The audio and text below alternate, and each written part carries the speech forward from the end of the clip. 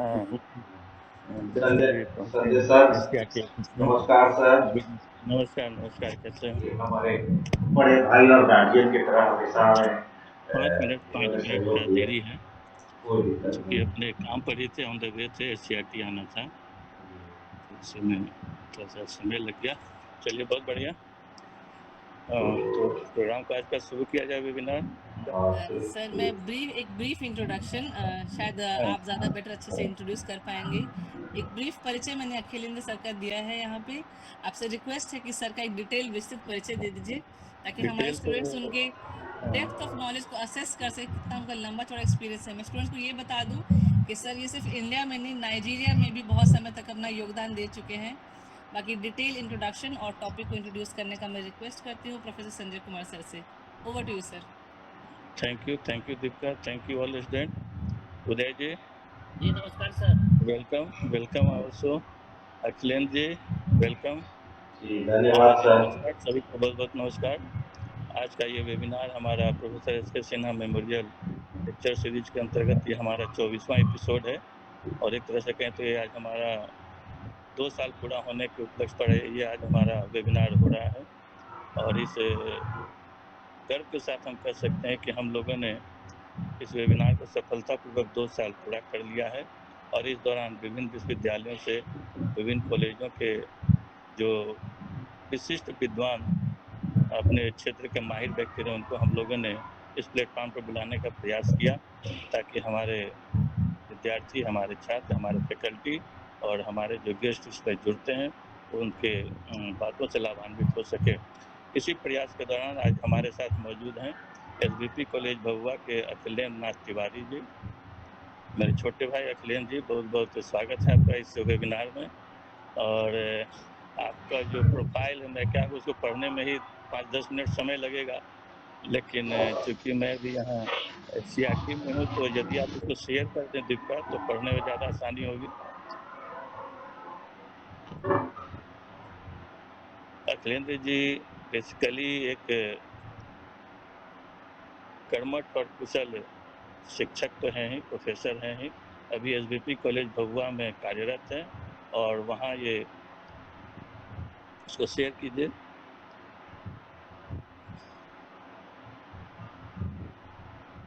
हाँ,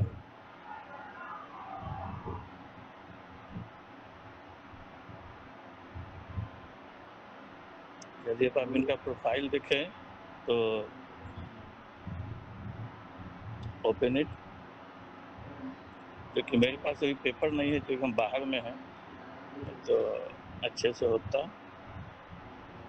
एकमात्र ऐसे हमारे ये भूगोल विभाग के शिक्षक हैं जो एडी साइंटिस्ट में इंडेक्स पिछले 6 साल से टॉप 6 साइंटिस्ट में इनका नाम आ रहा है। वीरपुर से विश्वविद्यालय के लिए गर्व की बात है कि हमारे साथ ऐसे शिक्षक मौजूद हैं। ये एसबीपी कॉलेज में सिर्फ भूगोल विभाग के शिक्षक ही नहीं, बल्कि ये सीनियर असिस्टेंट प्रोफेसर और हेड ऑफ द डिपार्टमेंट भी हैं। आईक्यूएसी का भी भार इन्होंने अपने ऊपर संभाल रखा है। नैक का भी भार इन्होंने अपने ऊपर लिया हुआ है। एनआईआरएफ रैंकिंग जो पूरे विश्वविद्यालय के लिए होता है, उसके लिए भी ये कार्यरत रहते हैं। एआईएसएचई के कार्य से भी ये जुड़े हुए हैं। यूजीसी के स्वयं प्लेटफॉर्म से भी जुड़े हुए हैं, और एनईपी के कोऑर्डिनेटर भी हैं। तो आप समझ सकते हैं कि एक शिक्षक कितने कार्य को लेकर अपने साथ चलता है। और उसी कड़ी में अगर आप देखें तो इनके नाम से लगभग 3 बुक्स इंटरनेशनल लेवल पर पब्लिश किया हुआ है, और ये जोनल सेक्रेटरी हैं वीरपुर से विश्वविद्यालय शिक्षक संघ के। और इन्होंने अपने नाम से एक पेटेंट भी करा रखा है, digital twin based predictive maintenance for high risk buildings. और इनके अंडर में लगभग 3 प्रोजेक्ट कंप्लीट हो चुका है, if I am not wrong. और लगभग 101 सेमिनार और कॉन्फ्रेंस को इन्होंने अभी तक अटेंड किया है, और इसमें से लगभग 10 में इन्होंने चेयर और को चेयर के रूप में काम किया। और लगभग 2022 में आपने अपने कॉलेज में एक नेशनल सेमिनार ऑर्गेनाइज किया था, जो काफ़ी सफल रहा। कल्चरल हेरिटेज ऑफ इंडिया पर ये सेमिनार हुआ था, हम लोग भी उसमें सहभागी थे। को कन्वेनर के रूप में भी आपने 2021 और 2022 में काम किया है। चेयरपर्सन के रूप में आपने 2025 में भी काम किया है। ऑर्गेनाइजिंग सेक्रेटरी के रूप में 7 नेशनल और इंटरनेशनल सेमिनार, कॉन्फ्रेंसेज और वर्कशॉप आपने अटेंड किया है। आप की जो मेन खासियत है, हम ये कहें कि रीडर और head of the department geography, dean faculty of social and management science, योग स्टेट यूनिवर्सिटी नाइजीरिया में आप 2013 से 2017 तक कार्यरत रहे और उस अनुभव को लेकर आप वीर विश्वविद्यालय के एलबीपी कॉलेज भभुआ में कार्यरत हैं। और यही कारण है कि आपके बच्चे आपसे काफ़ी नज़दीक है और आप काफ़ी पॉपुलर एक शिक्षक के रूप में अपना योगदान दे रहे हैं। मैं समझता हूँ कि आज का जो टॉपिक हम लोगों ने रखा है,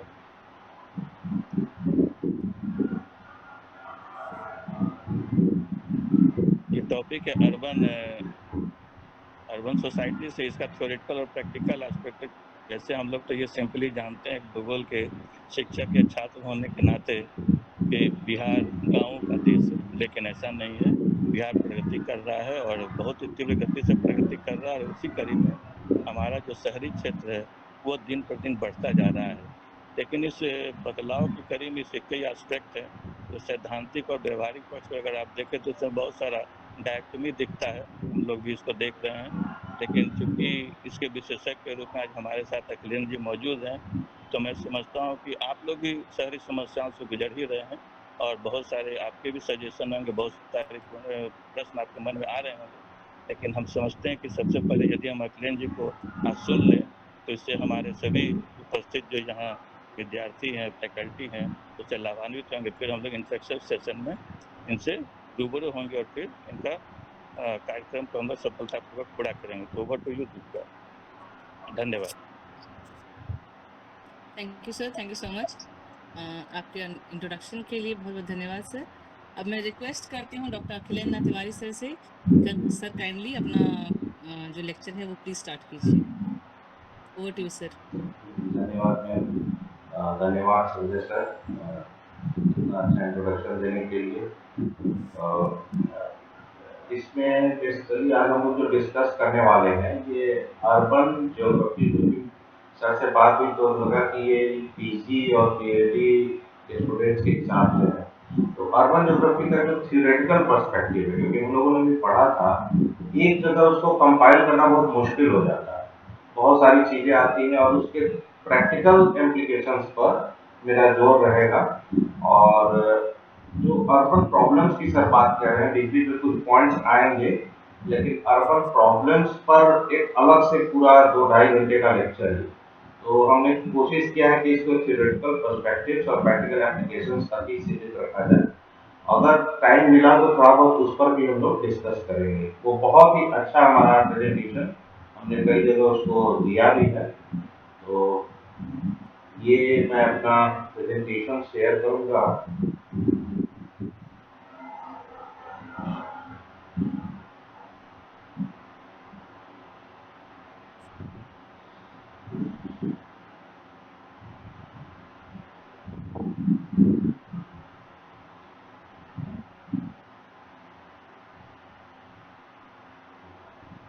ये प्रेजेंटेशन आ गया। तो आज हम लोग इसी टॉपिक पर ही कंसंट्रेट करेंगे, अर्बन ज्योग्राफिकल का। और अर्बन ज्योग्राफी ये क्या है और इसका थ्योरेटिकल पर्सपेक्टिव क्या है, प्रैक्टिकल एप्लीकेशंस क्या। तो मैं ऐसे पीपीटी इंग्लिश में है, लेकिन बहुत आराम से इसको हिंदी में समझाऊंगा ताकि बच्चों को कोई दिक्कत ना आए। जैसा हम लोग सभी जानते हैं कि ज्योग्राफी में जो 2 पोर्शंस है, फिजिकल ज्योग्राफी और ह्यूमन ज्योग्राफी, उसमें ह्यूमन ज्योग्राफी का सब फील्ड है अर्बन ज्योग्राफी, जिसमें कि हम सिटीज के अर्बन प्रोसेसेस के, प्रक्रियाओं के, उसके स्पेशियल एनालिसिस के, सोशल, इकोनॉमिक और एनवायरमेंटल थिंग्स पर हम अध्ययन करते हैं। और हम ये अध्ययन करने की कोशिश करते हैं कि किस तरीके से कोई जगह को सिटी या अर्बन प्लेस कहा जाता है और वो कैसे ग्रो करता है और कैसे ऑर्गेनाइज होता है और प्लानिंग में इसका क्या पार्ट है और कोई देश के डेवलपमेंट के साथ अर्बन का क्या जुड़ाव है। इन चीजों को हम लोग लेकर चलेंगे। और ये आपको बता दें कि जैसे हम एक देश को जब बांटते हैं, जैसे हमारे देश में आपको पता है कि लगभग, चूंकि सेंसस 11 के बाद हमारे पास अवेलेबल नहीं है। तो ये लगभग 15 साल का गैप है। तो पुराने डाटा से अगर हम चलेंगे तो लगभग हमारे पास 7,900 के आसपास शहर और 6 लाख से ऊपर गांव मिलेंगे, 6,12,000 कुछ ऐसे अमाउंट। और अभी जो सेंसस होगा तो ये आप मान के चले कि शहर 10,000 और गांव की संख्या बहुत ज्यादा नहीं जाएगी, 6.5 लाख तक, क्योंकि उनका आज अर्बनाइजेशन प्रोसेस ही यही है कि शहर बढ़ते जा रहे हैं और गांव से शहर की तरफ लोग बढ़ते जा रहे हैं। तो इसमें अर्बन प्लेसेस का जब स्टडीज करते हैं तो हम अध्ययन करने की कोशिश करते हैं कि जो पॉपुलेशन है उसका अपने देश में कितना डिस्ट्रीब्यूशन है, और जितनी भी इकोनॉमिक प्रोडक्शन, डिस्ट्रीब्यूशन और एक्सचेंज है उसका अध्ययन करते हैं। सोशल रिप्रोडक्शन और कल्चरल लाइफ का अध्ययन करते हैं, किस तरह का समाज है, कैसे स्ट्रक्चर है, लोग किस तरह से एक दूसरे के साथ रहते हैं, और साथ ही साथ पॉलिटिकल पावर। तो अर्बन में इन सभी चीजों का हम बहुत बढ़िया अध्ययन करते हैं। और ये सेकेंड वर्ल्ड वॉर के बाद हुआ क्या था कि सेकेंड वर्ल्ड वॉर होते होते जो यूरोप और के ज्यादातर जो देश थे, लगभग ये 27-28 जितने भी देश थे तो सभी तबाह हो चुके थे। लंदन को फिर से बनाना था तो वहां पर town and country planning organisation बनाई गई। आपको फ्रांस के, जर्मनी के, ऑस्ट्रिया के, हंगरी के, शायद ही कोई देश हो जहाँ के शहरों का नुकसान नहीं हुआ, मॉस्को का। तो ये जो अर्बन रीडेवलपमेंट का कॉन्सेप्ट शुरू होता है ये 1945 से कहा जाए तो आज का जो हम लोग अर्बन डेवलपमेंट प्लान पढ़ रहे हैं, जितने नए शहर हैं वो पढ़ रहे हैं। भारत को इससे अलग रख के हम देखेंगे क्योंकि भारत में शहरीकरण का कॉन्सेप्ट ही अलग रहा है। और अगर ठीक से कहा जाए कि मॉडर्नाइज शहर, तो मॉडर्नाइज शहर हमारे यहाँ चंडीगढ़ से शुरुआत होती है और फिर और शहर आएंगे। और जैसे आजकल आप देख सकते हैं कि पिछले 20-30 सालों में दिल्ली, एनसीआर, बेंगलोर, मुंबई, यहाँ पर एकदम हब बने हैं शहरों के। मुंबई से पुणे तक पूरा हब बन गया है। एनसीआर में कहा एक पहले मेट्रोपोलिस था, पूरा वो मेगालोपोलिस की तरफ बढ़ रहा है। जिस तरीके से अमेरिका में पूरा नॉर्थ ईस्टर्न सी बोर्ड पूरा मेगालोपोलिस है, उस तरह से हम लोग एनसीआर आज डेवलप हो रहा है, उसी तरह बैंगलोर के पास हो रहा है। तो हमारे देश में थोड़ा कॉन्सेप्ट अलग था, लेकिन जो ओवरऑल बाकी दुनिया में है ये सेकेंड वर्ल्ड वॉर के बाद से होता है। साथ ही साथ हम लोग ये भी अध्ययन करेंगे कि अर्बन एंथ्रोपोलॉजी क्या है, इकोनॉमिक्स क्या है, ज्योग्राफी, पॉलिटिक्स, सोशियोलॉजी। जॉनस्टन ने अपनी डिक्शनरी में इसको समझाया है कि अर्बन ज्योग्राफी में हम इतनी सेकेंड वर्ल्ड वॉर के बाद सेपरेट कंपोनेंट्स के रूप में urban anthropology, economic, geography, politics, sociology, और उसके बाद फिर इन सभी को एक अम्ब्रेला में लिया गया जिसको अर्बन स्टडीज कहा जाता है। अब हम थोड़ा सा थ्योरेटिकल पर्सपेक्टिव्स की तरफ चलेंगे, जो कि मैंने कहा कि पहले मैं आपको थ्योरीज के बारे में बताऊंगा, कितने तरह से थ्योरीज निकली है। तो सबसे पहला और सबसे फेमस जो मॉडल है वो इकोलॉजिकल या शिकागो स्कूल मॉडल है। इकोलॉजिकल मॉडल को आप ऐसे समझिए कि हम और हमारे आसपास का जो भी एनवायरनमेंट है इसमें कई तरह के कंपोनेंट्स होते हैं। जैसे अब हम पहनने के लिए कपड़ा कहीं से ले रहे हैं, सांस कहीं से ले रहे हैं, एनर्जी कहीं से ले रहे हैं, नेटवर्क जुड़ा हुआ है तभी कहीं से जाना हमारा संसाधनों का। तो ये पूरा इकोलॉजिकल मॉडल बनता है। और इसमें अमेरिका में शिकागो स्कूल में अर्बन इकोलॉजी का कॉन्सेप्ट था। तो इसमें 3 बेसिक कॉन्सेप्ट बने थे, कॉन्सेंट्रिक जोन, सेक्टर और मल्टीपल न्यूक्लियाई मॉडल। तो ये कैसे कैसे बने थे इसको सिंप्लीफाइड वे में, एकदम सिंप्लीफाइड वे में हम बताते चलेंगे। तो सबसे पहला 1925 में ई बर्जेस ने किया था, जिन्होंने बताया कि जो सिटीज हैं ये एक सीबीडी, सेंट्रल बिजनेस डिस्ट्रिक्ट, जो कि सेंटर में है, यहाँ से सर्कुलर रिंग में बाहर की तरफ एक्सपेंड कर रही है। और ये जो इसकी जो लैंड यूज है ये इसमें 2 चीजें काम आती है, इन्वेजन यानी कि हम कैसे आगे बढ़ते जाए, इन्वेड करते जाए उस जगह, उस स्थान को, और दूसरा सक्सेशन कि एक एक करके उसको पार्टीशन वाइज नए नए ग्रुप में इनको बढ़ाते जाए। तो हमने देखा कि सबसे बीच में सीबीडी है, इसके बाद एक ट्रांजिशन जोन बना, ट्रांजिशन जोन है, उसके बाद लो इनकम हाउसिंग बनती है, फिर मिडिल इनकम हाउसिंग बनती है और सबसे बाहर कम्यूटिंग जोन बनता है।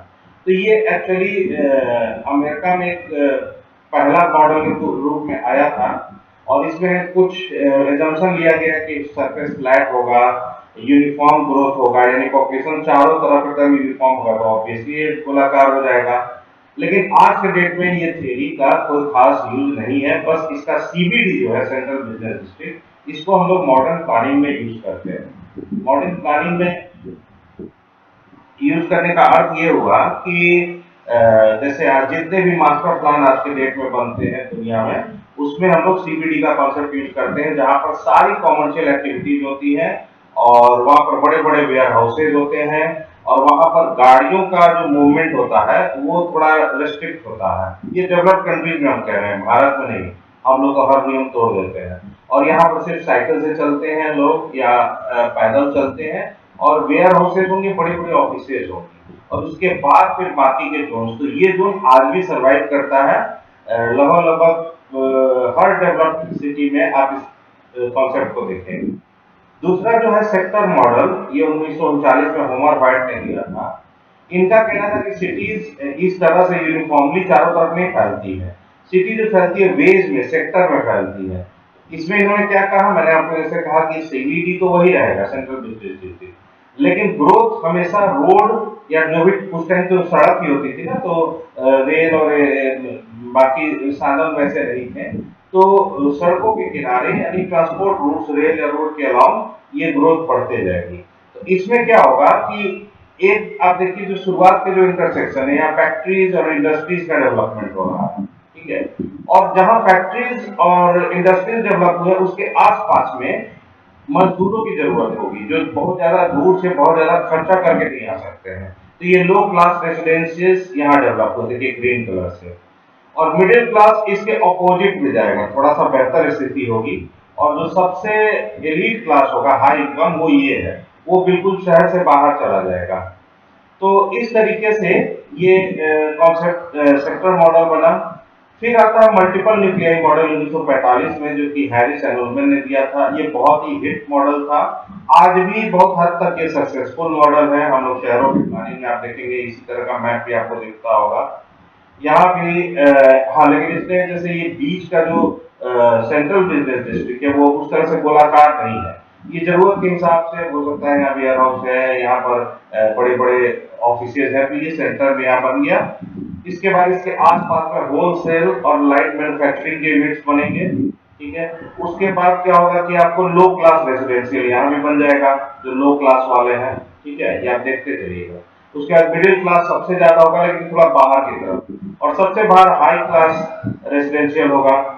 इसके अलावे भी कोई उससे भी बड़े एलिट होंगे, तो वो पता चला कि वो सुबर्ब्स या सबर्ब दोनों कहते हैं, क्योंकि हम लोग ब्रिटिश इंग्लिश भी यूज करते हैं और अमेरिकन इंग्लिश भी, तो इसको सबर्ब बोलते हैं ब्रिटिश में, और अमेरिकन में सुबर्ब भी कहते हैं। वो लोग जो लिखा रहता है वही बोलते हैं।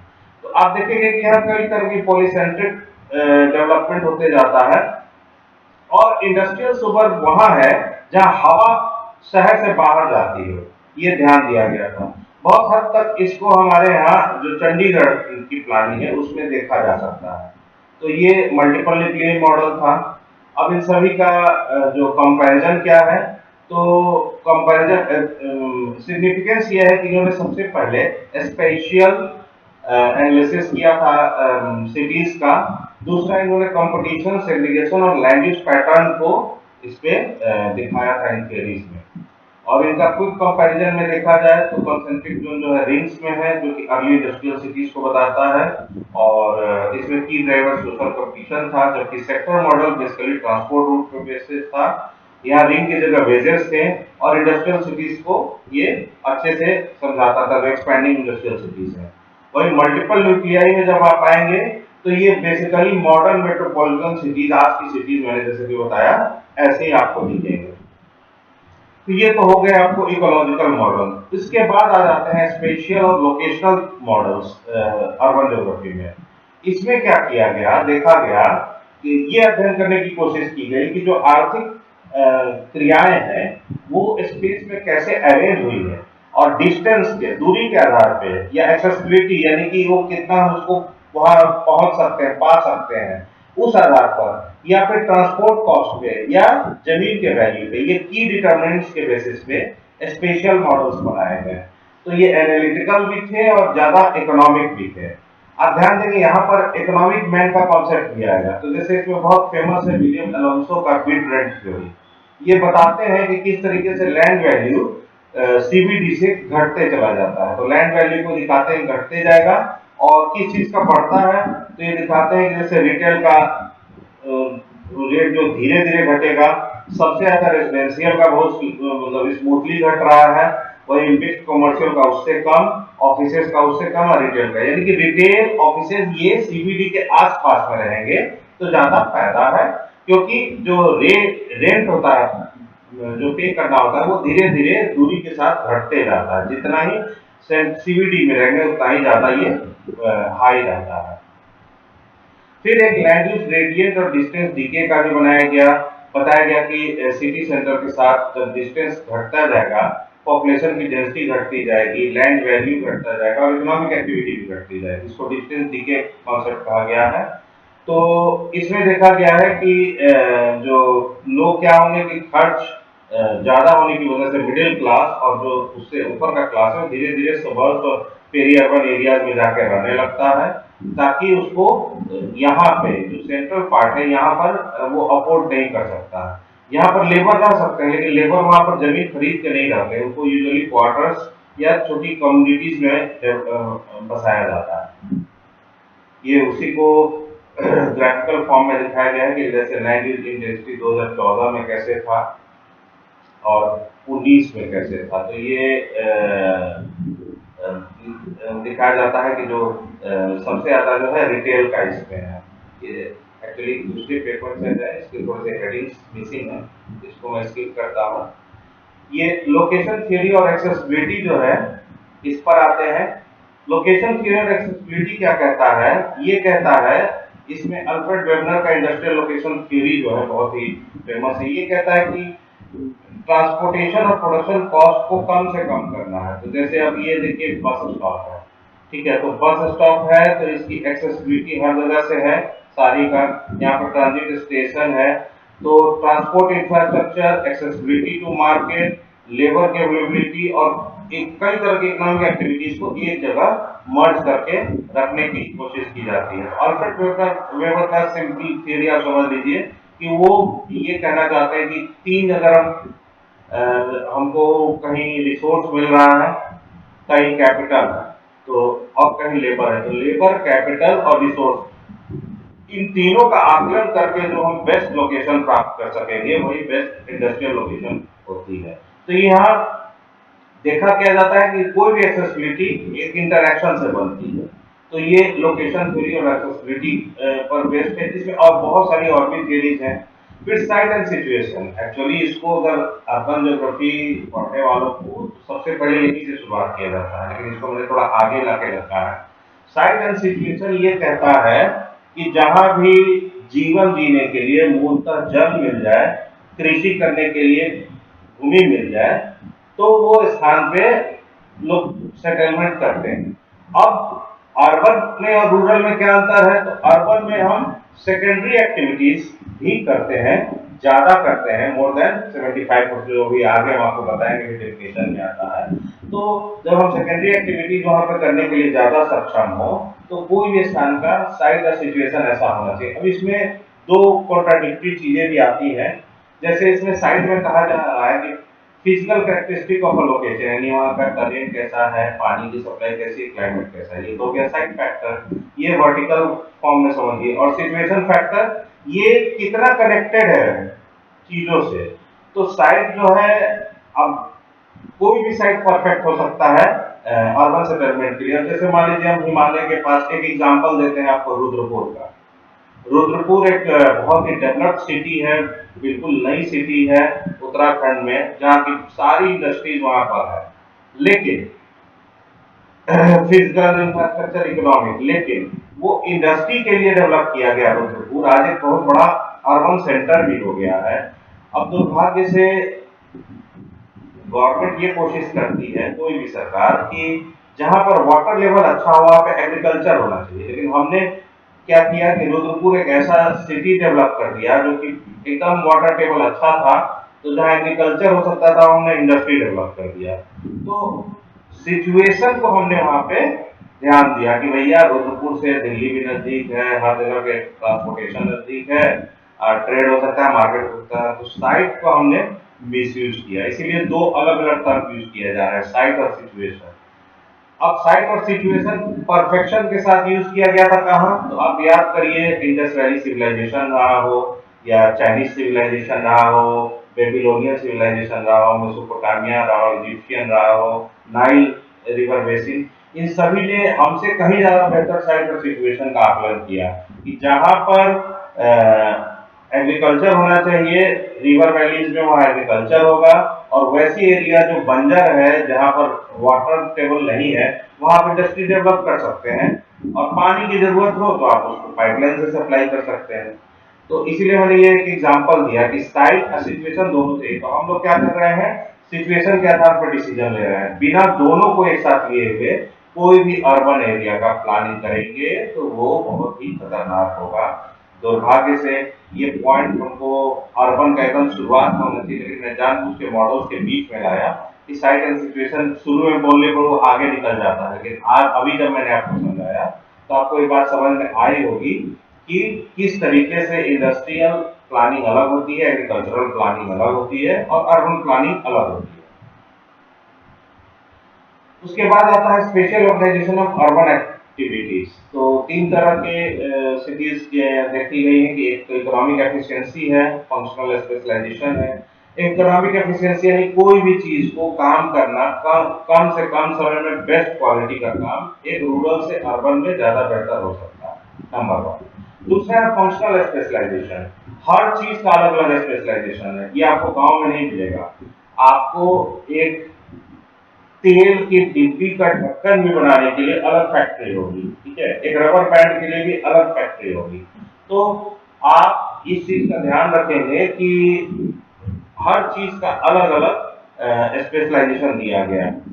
उसी तरह मूवमेंट का भी पैटर्न है, आप खुद मूव कर रहे हैं या आपके सामान मूव कर रहे हैं, यानी आप कम्यूट कर रहे हैं या लॉजिस्टिक, लॉजिस्टिक होता है जो सामानों को मूव करते हैं। लॉजिस्टिक भी 2 से 3 तरह के हो सकते हैं, पेरिशेबल हो सकते हैं जो कि कम टाइम में खराब होते हो, या लॉन्ग टर्म हो सकते हैं, तो उस हिसाब से उनका मूवमेंट निर्धारित किया जाता है। कंप्यूटिंग भी मैंने आपको बताया कि लेबर का अलग कम्यूट होता है, उनको कम से कम कम्यूट करना होता है, ज्यादा दूर से आएंगे तो वो उतने पैसे में उतना काम नहीं कर पाएंगे। वही मिडिल क्लास और अपर क्लास के लिए कम्यूटिंग दूर का हो सकता है। तो इस तरीके से देखा गया है कि स्पेशल ऑर्गेनाइजेशन जब करते हैं अर्बन एक्टिविटीज का, तो बीच में एक सीबीडी बनता है, तो उसके बाद इंडस्ट्रियल कॉरिडोर भी बनते हैं, रेसिडेंशियल, और भी बहुत सारे आपको commercial, parks open space, administrative units. आजकल तो अर्बन में बहुत सारे सब सेक्शंस आ गए हैं। ये आपको हम ट्रेडिशनल थ्योरीज बता रहे हैं, आज के कॉन्टेक्स्ट में भी नहीं आया। तो इसमें हमें फायदा क्या होता है कि इसमें हमें साइंटिफिक और इकोनॉमिक एक्सप्लेनेशन मिला इन थियरीज में, स्पेशल लोकेशन थ्योरी में। दूसरा, हमें ट्रांसपोर्ट और एक्सेसिबिलिटी का ही पता चला। फिर मार्केट ड्रिवन स्पेशल पैटर्न्स का पता चला, अर्बन प्लानिंग, जीआईएस एनालिसिस और स्मार्ट सिटी डेवलपमेंट का पता चला। उसके बाद थर्ड सेक्शन आ जाएगा आपको अर्बन सिस्टम एंड हायरार्की में। अर्बन सिस्टम एंड हायरार्की में देखा गया है कि जो भी शहर डेवलप होते हैं वो हमेशा शेप, साइज, फंक्शन और इन्फ्लुएंस के आधार पर बनते हैं, और ये एक दूसरे पे फिट बैठ सकते हैं।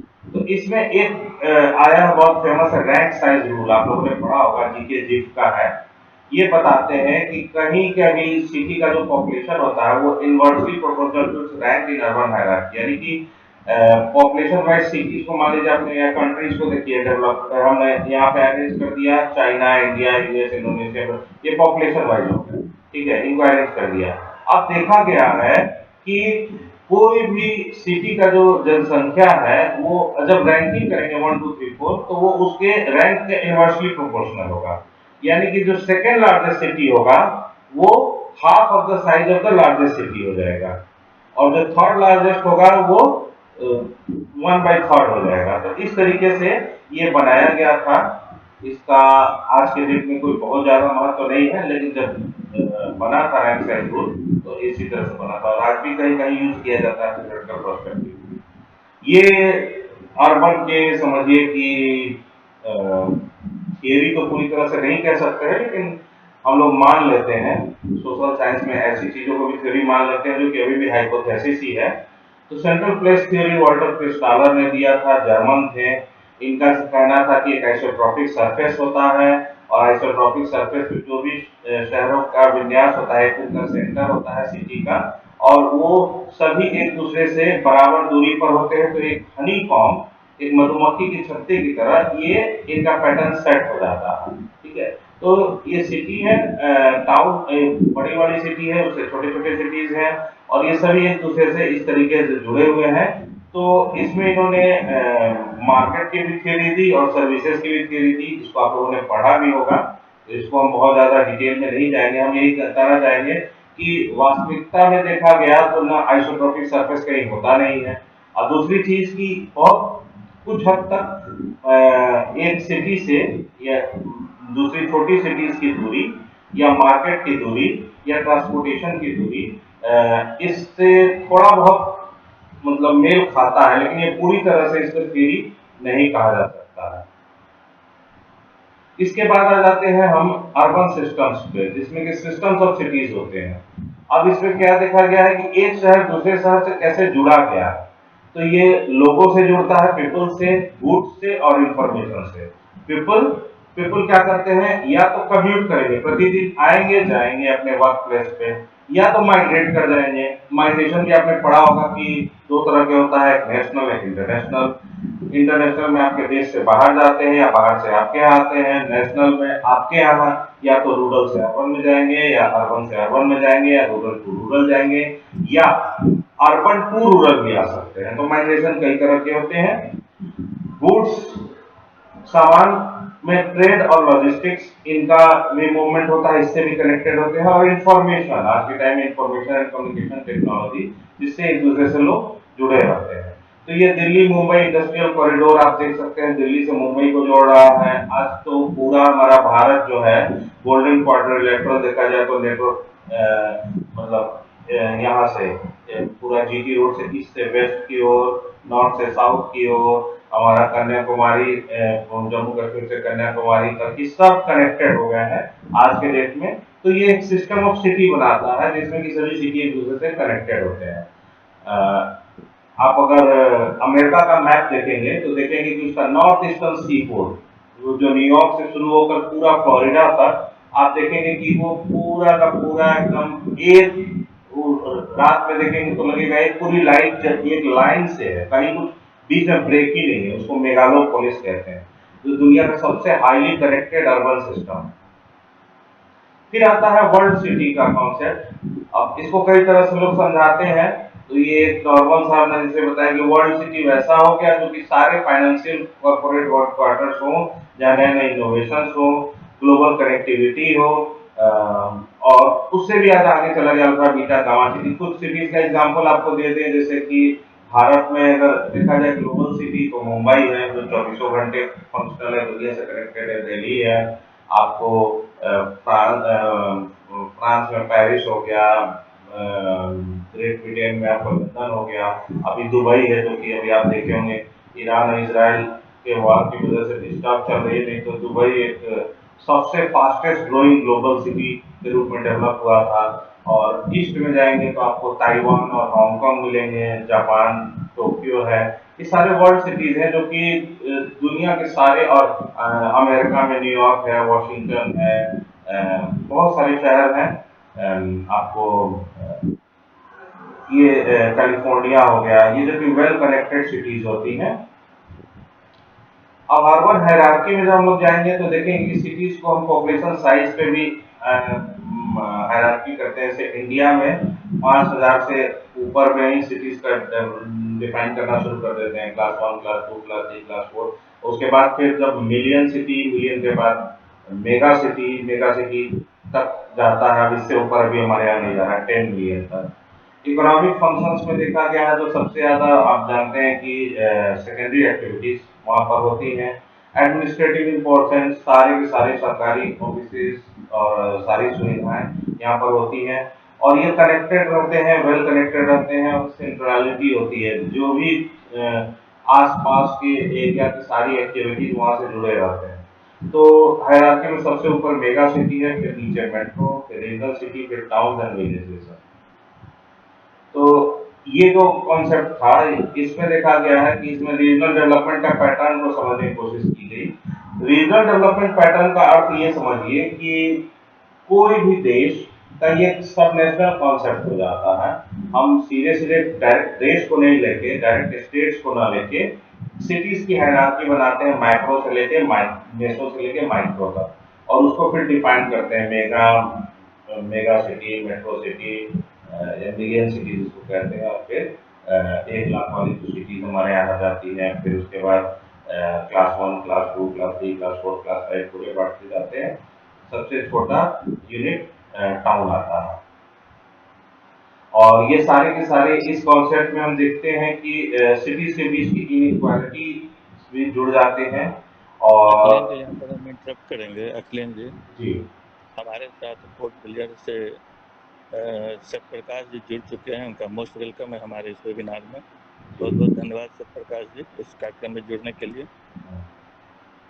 Thank you, thank you. Akhilesh ji, go ahead. जी सर। तो ये अखिलेश जी, इस मॉडल का सिग्निफिकेंस था अर्बन सिस्टम्स एंड हायरार्की का। जी सर, कुछ कह रहे थे आप? इसके बाद जो फोर्थ सेक्शन में हम आते हैं, इसमें आते हैं पॉलिटिकल, इकोनॉमिक और क्रिटिकल पर्सपेक्टिव्स। ये शुरुआत होती है जब Marxism, feminism, post colonial thoughts आते हैं, पावर, सोशल इनइक्वालिटीज की बातें होने लगती हैं, कई तरह के कई फ्रंट्स पे कॉन्फ्लिक्ट्स की बात होती है। तब इस सेक्शन में हम अर्बन थ्योरीज को देखते हैं। तो जैसे इसमें Marxist urban theory David Harvey का, ये अमेरिकन जोग्राफर थे, इन्होंने मार्क्स बताया था कि सिटी जो है ये कैपिटलिस्ट एक्युमुलेशन के तौर पे जाना जाता है, और अर्बन स्पेसेस जो है ये सर्कुलेशन और रिप्रोड्यूसिंग कैपिटल के रूप में जाने जाते हैं। तो इन्होंने बहुत बढ़िया इस पे वर्क भी किया था डेविड हार्वे का। और इन्होंने बताया कि किस तरीके से कैपिटल फ्लोज के थ्रू रियल एस्टेट डेवलपमेंट होता है, इंफ्रास्ट्रक्चर होता है। लेकिन इसकी वजह से नुकसान क्या होता है, इस डायग्राम में देखिए कि वही बड़े बड़े बिल्डिंग्स बन रही है, लेकिन वहीं पर स्लम्स डेवलप हो रहे हैं, जेंट्रिफिकेशन हो रहा है। ठीक है, लोअर इनकम ग्रुप कितनी बुरी तरह लाइफ में जी रहे हैं, उनको न पीने का पानी है, न बिजली है, न कुछ, इस तरह बहुत गंदी स्थिति में बड़ी बीमारियां हो जाती हैं इनको। ठीक है, तो ये जो डिस्कशन 1950-60 से बहुत तेजी से बढ़ना शुरू करता है। और इनका ये भी कहना है कि अर्बन इनइक्वालिटी आप ये नहीं कह सकते हैं कि एक्सीडेंटल हुआ है, ये स्ट्रक्चरल हुआ है। आपने वर्कफोर्स की जरूरत पड़ी, वर्कफोर्स इतना अफोर्ड नहीं कर सकता था कि दूर से आ सके, तो वहां पर सेट किया। आप चाहते तो इनको अच्छी कॉलोनीज, इनको अच्छे रेजिडेंशियल, या स्टेट का ये जिम्मेदारी थी। तो इस पर कई तरह के डिस्कशन शुरू हो जाते हैं। ये 60 से शुरुआत होती है। मार्क्सिस्ट अर्बन थ्योरी का डेविड हार्वे का मैनुअल कैसल्स को पढ़ा जाए, और ऑलमोस्ट उस टाइम के जितने भी डेवलपर्स थे इन सभी का थे। इसी बीच में एक और कॉन्सेप्ट आता है फेमिनिस्ट अर्बन ज्योग्राफी का, जो कि डोरिन मैसी ने दिया था। ये कहते हैं कि अर्बन स्पेसेस भी जेंडर्ड होते हैं, तो चाहे एम्प्लॉयमेंट हो या ट्रांसपोर्ट हो या पब्लिक स्पेस हो, वो मेल डोमिनेटेड एजम्पशन पे चल रहा है। वुमेन को और मार्जिनलाइज्ड ग्रुप के रूप में वुमेन यहाँ पर आ जाती है। तो इसमें बहुत कुछ, ये तो 60s और अर्ली 70s का डिस्कोर्स है। इसके बाद में फिर बहुत सारे रेवोल्यूशंस हुए हैं और बहुत सारी चीजें बनाई गई, जैसे टाइम का वर्क टाइम कितने बजे से कितने बजे तक होगा, मेल और फीमेल को बराबर देने की कोशिश की जाए, वो आज के डेट में हो रहा है। लेकिन ये डिस्कशन उस टाइम से शुरुआत हुआ। तो ये भी एक फेमिनिस्ट अर्बन ज्योग्राफी का है। फिर आता है पोस्ट कॉलोनियल अर्बनिज्म का। अब यहाँ पर सीधे सीधे बात होने लगी कि हम ग्लोबल नॉर्थ और ग्लोबल साउथ की बात कर रहे हैं। तो हम देखते हैं कि जितने भी अर्बन थियरीज हैं, जितने भी अप्रोचेज हैं, जितनी भी बातें हो रही हैं, वो नॉर्थ के हिसाब से हो रहे हैं। हमारा क्या हो रहा है, हम ज्यादातर जो दुनिया के अंडर डेवलप्ड कंट्रीज या लोअर डेवलप्ड कंट्रीज हैं, या जो $1 पर डे या उससे कम अर्न कर रहे हैं, वो तो सब ग्लोबल साउथ में है। तो यहाँ पर और यहाँ पर बातें होने लगी कि किस तरीके से चले ये सड़क पे मुंह पे वो जला के वो कलाबाजी करके इस तरह से खर्च चला रहे हैं, ये स्ट्रीट वेंडर्स हैं, छोटी छोटी नौकरियां कर रहे हैं, इस तरह से टूटे फूटे घरों में रह रहे हैं, और एक तरफ ये आलीशान शहर। तो ये पोस्ट कॉलोनियल अर्बनिज्म की बात होने लगी कि हम थोड़ा साउथ, ग्लोबल साउथ की तरफ भी देखें।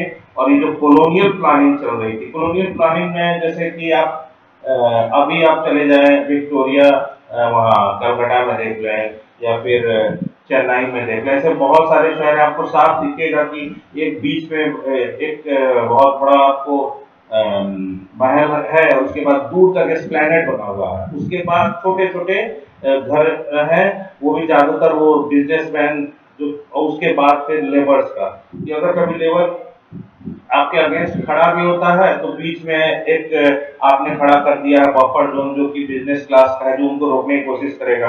अगर वो वहां से भी आगे बढ़ जाते हैं तो एस्प्लैनेड तक आएंगे, जहाँ की एक एक माइल दूर तक गोली से उनको निपटा दिया जाएगा। तो इस तरह के भी शहर बने हैं जो कि कॉलोनियल माइंडसेट के साथ बने हैं।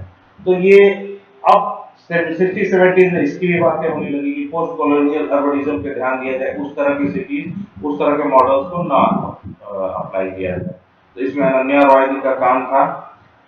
फिर urban governance and planning as power की भी बात होने लगी। अब देखा गया कि जितने भी अर्बन, आप जैसे आजकल हमारे यहाँ खुलेआम कहा जाता है कि गवर्नमेंट इस बिजनेस इस पावरफुल आदमी के द्वारा चलाई जा रही है, तो ये सब चीज नहीं होना चाहिए। जब आप डेमोक्रेसी की बात करते हैं तो जो भी अर्बन प्लानिंग और गवर्नेंस हो वो पीपल सेंट्रिक होनी चाहिए। लेकिन दुर्भाग्य से आज आप चाहे हाउसिंग मार्केट्स को देखिए, वो पूरी तरह से, ये कभी आम लोग नहीं डिसाइड करते, जोनिंग पॉलिसी आम लोग नहीं डिसाइड करते, और इंफ्रास्ट्रक्चर प्रोजेक्ट ये तो कोई भी नहीं। आपने हमारे देश में देखा है बड़े से बड़े डेवलपमेंट हमारी जिंदगी में, सरदार सरोवर डैम और ऐसे ऐसे उत्तराखंड का डैम हमने देखा है, तिहाड़ डैम कहते हैं वो, जो कि बिल्कुल से आपको लोगों को डिस्प्लेस करके, मतलब पीपल्स से कोई न डिस्कशन न कुछ, और खुद हमने प्लानिंग कर दिया। उसमें हमने यहाँ मान लो ये वाटर बॉडी, हम इसको भर के इसमें बना दे। आप बनारस बगल में देखिए वाराणसी, नाम पड़ा है वरना और 80 नदी से, 80 नदी को खोज के दिखा दे, एक पतला सा नाला जा रहा है। वो जितना भी उसके आसपास अर्बन डेवलपमेंट हुआ है वो कहीं ना कहीं ये गलत गवर्नमेंट पॉलिसीज और प्लानिंग से हुए। जो पावरफुल है उन्होंने लोगों का, मतलब लोगों की भावनाओं को दबाया और खुद उसको एक सेट कर दिया। तो अर्बन प्लानिंग इतना आसान नहीं है, इसमें ये पावर कॉन्फ्लिक्ट भी चल रहा है। जो जितना पावरफुल है वो अपना डिसीजन ले रहा है अपने पावर इंटरेस्ट से, और उस आधार पे हाउसिंग, जोनिंग और इंफ्रास्ट्रक्चर प्रोजेक्ट्स को हमने डेवलप किया है। और ये सारे कॉन्फ्लिक्ट पे है, इस पे डिस्प्लेसमेंट होता है और आप कंपनसेशन दे देते हैं। वो कंपनसेशन कभी भी पूरी तरह से वो नीचे डाउन प्रोजेक्ट तक नहीं पहुंचता है। इसके बाद इसमें बात होता है सेग्रीगेशन और इनइक्वालिटी की। वो तो अपनी बात थी, ये और खतरनाक है। मतलब ये भारत में तो के ही स्पेसिफिक में कहूंगा कि यहाँ पे special segregation based on class. Class तो चलिए पूरी दुनिया में है कि भाई लेबर क्लास, मिडिल क्लास या हाई अर्निंग क्लास हो गया, HIG हो गया। हमारे यहाँ कास्ट भी है, और कास्ट में भी इतने कास्ट की जनरल पता नहीं कितने हजार हैं, बैकवर्ड कितने हजार हैं, SC ST कितने, और हर कास्ट एक दूसरे से सब के सब सेंसिटिव तरीके से जुड़े हुए। तब कहाँ क्या होगा कहना मुश्किल। जेंडर का इशू पूरी दुनिया में प्रॉब्लमेटिक है। कोई भी बड़े सिटी प्लानिंग, अर्बन प्लानिंग में कितने जेंडर इशूज लिए जाते हैं, कितने पब्लिक वॉशरूम जेंडर स्पेसिफिक बनाए जाते हैं, रेस्टोरेंट बनाए जाते हैं, या वर्किंग प्लेस या उसकी सेफ्टी की या ट्रांसपोर्टेशन की, इन सभी की ध्यान दी जाती है। सेम इशू एथनिसिटी के साथ है। एथनिसिटी के बेसिस पे पहले भी प्रॉब्लम थी, अब थोड़ा सा जैसे इंडिया में तो कास्ट है, लेकिन बाकी दुनिया में अभी भी एथनिसिटी के बेसिस पे चलती है। लोग रेशियल डिस्क्रिमिनेशन करते हैं।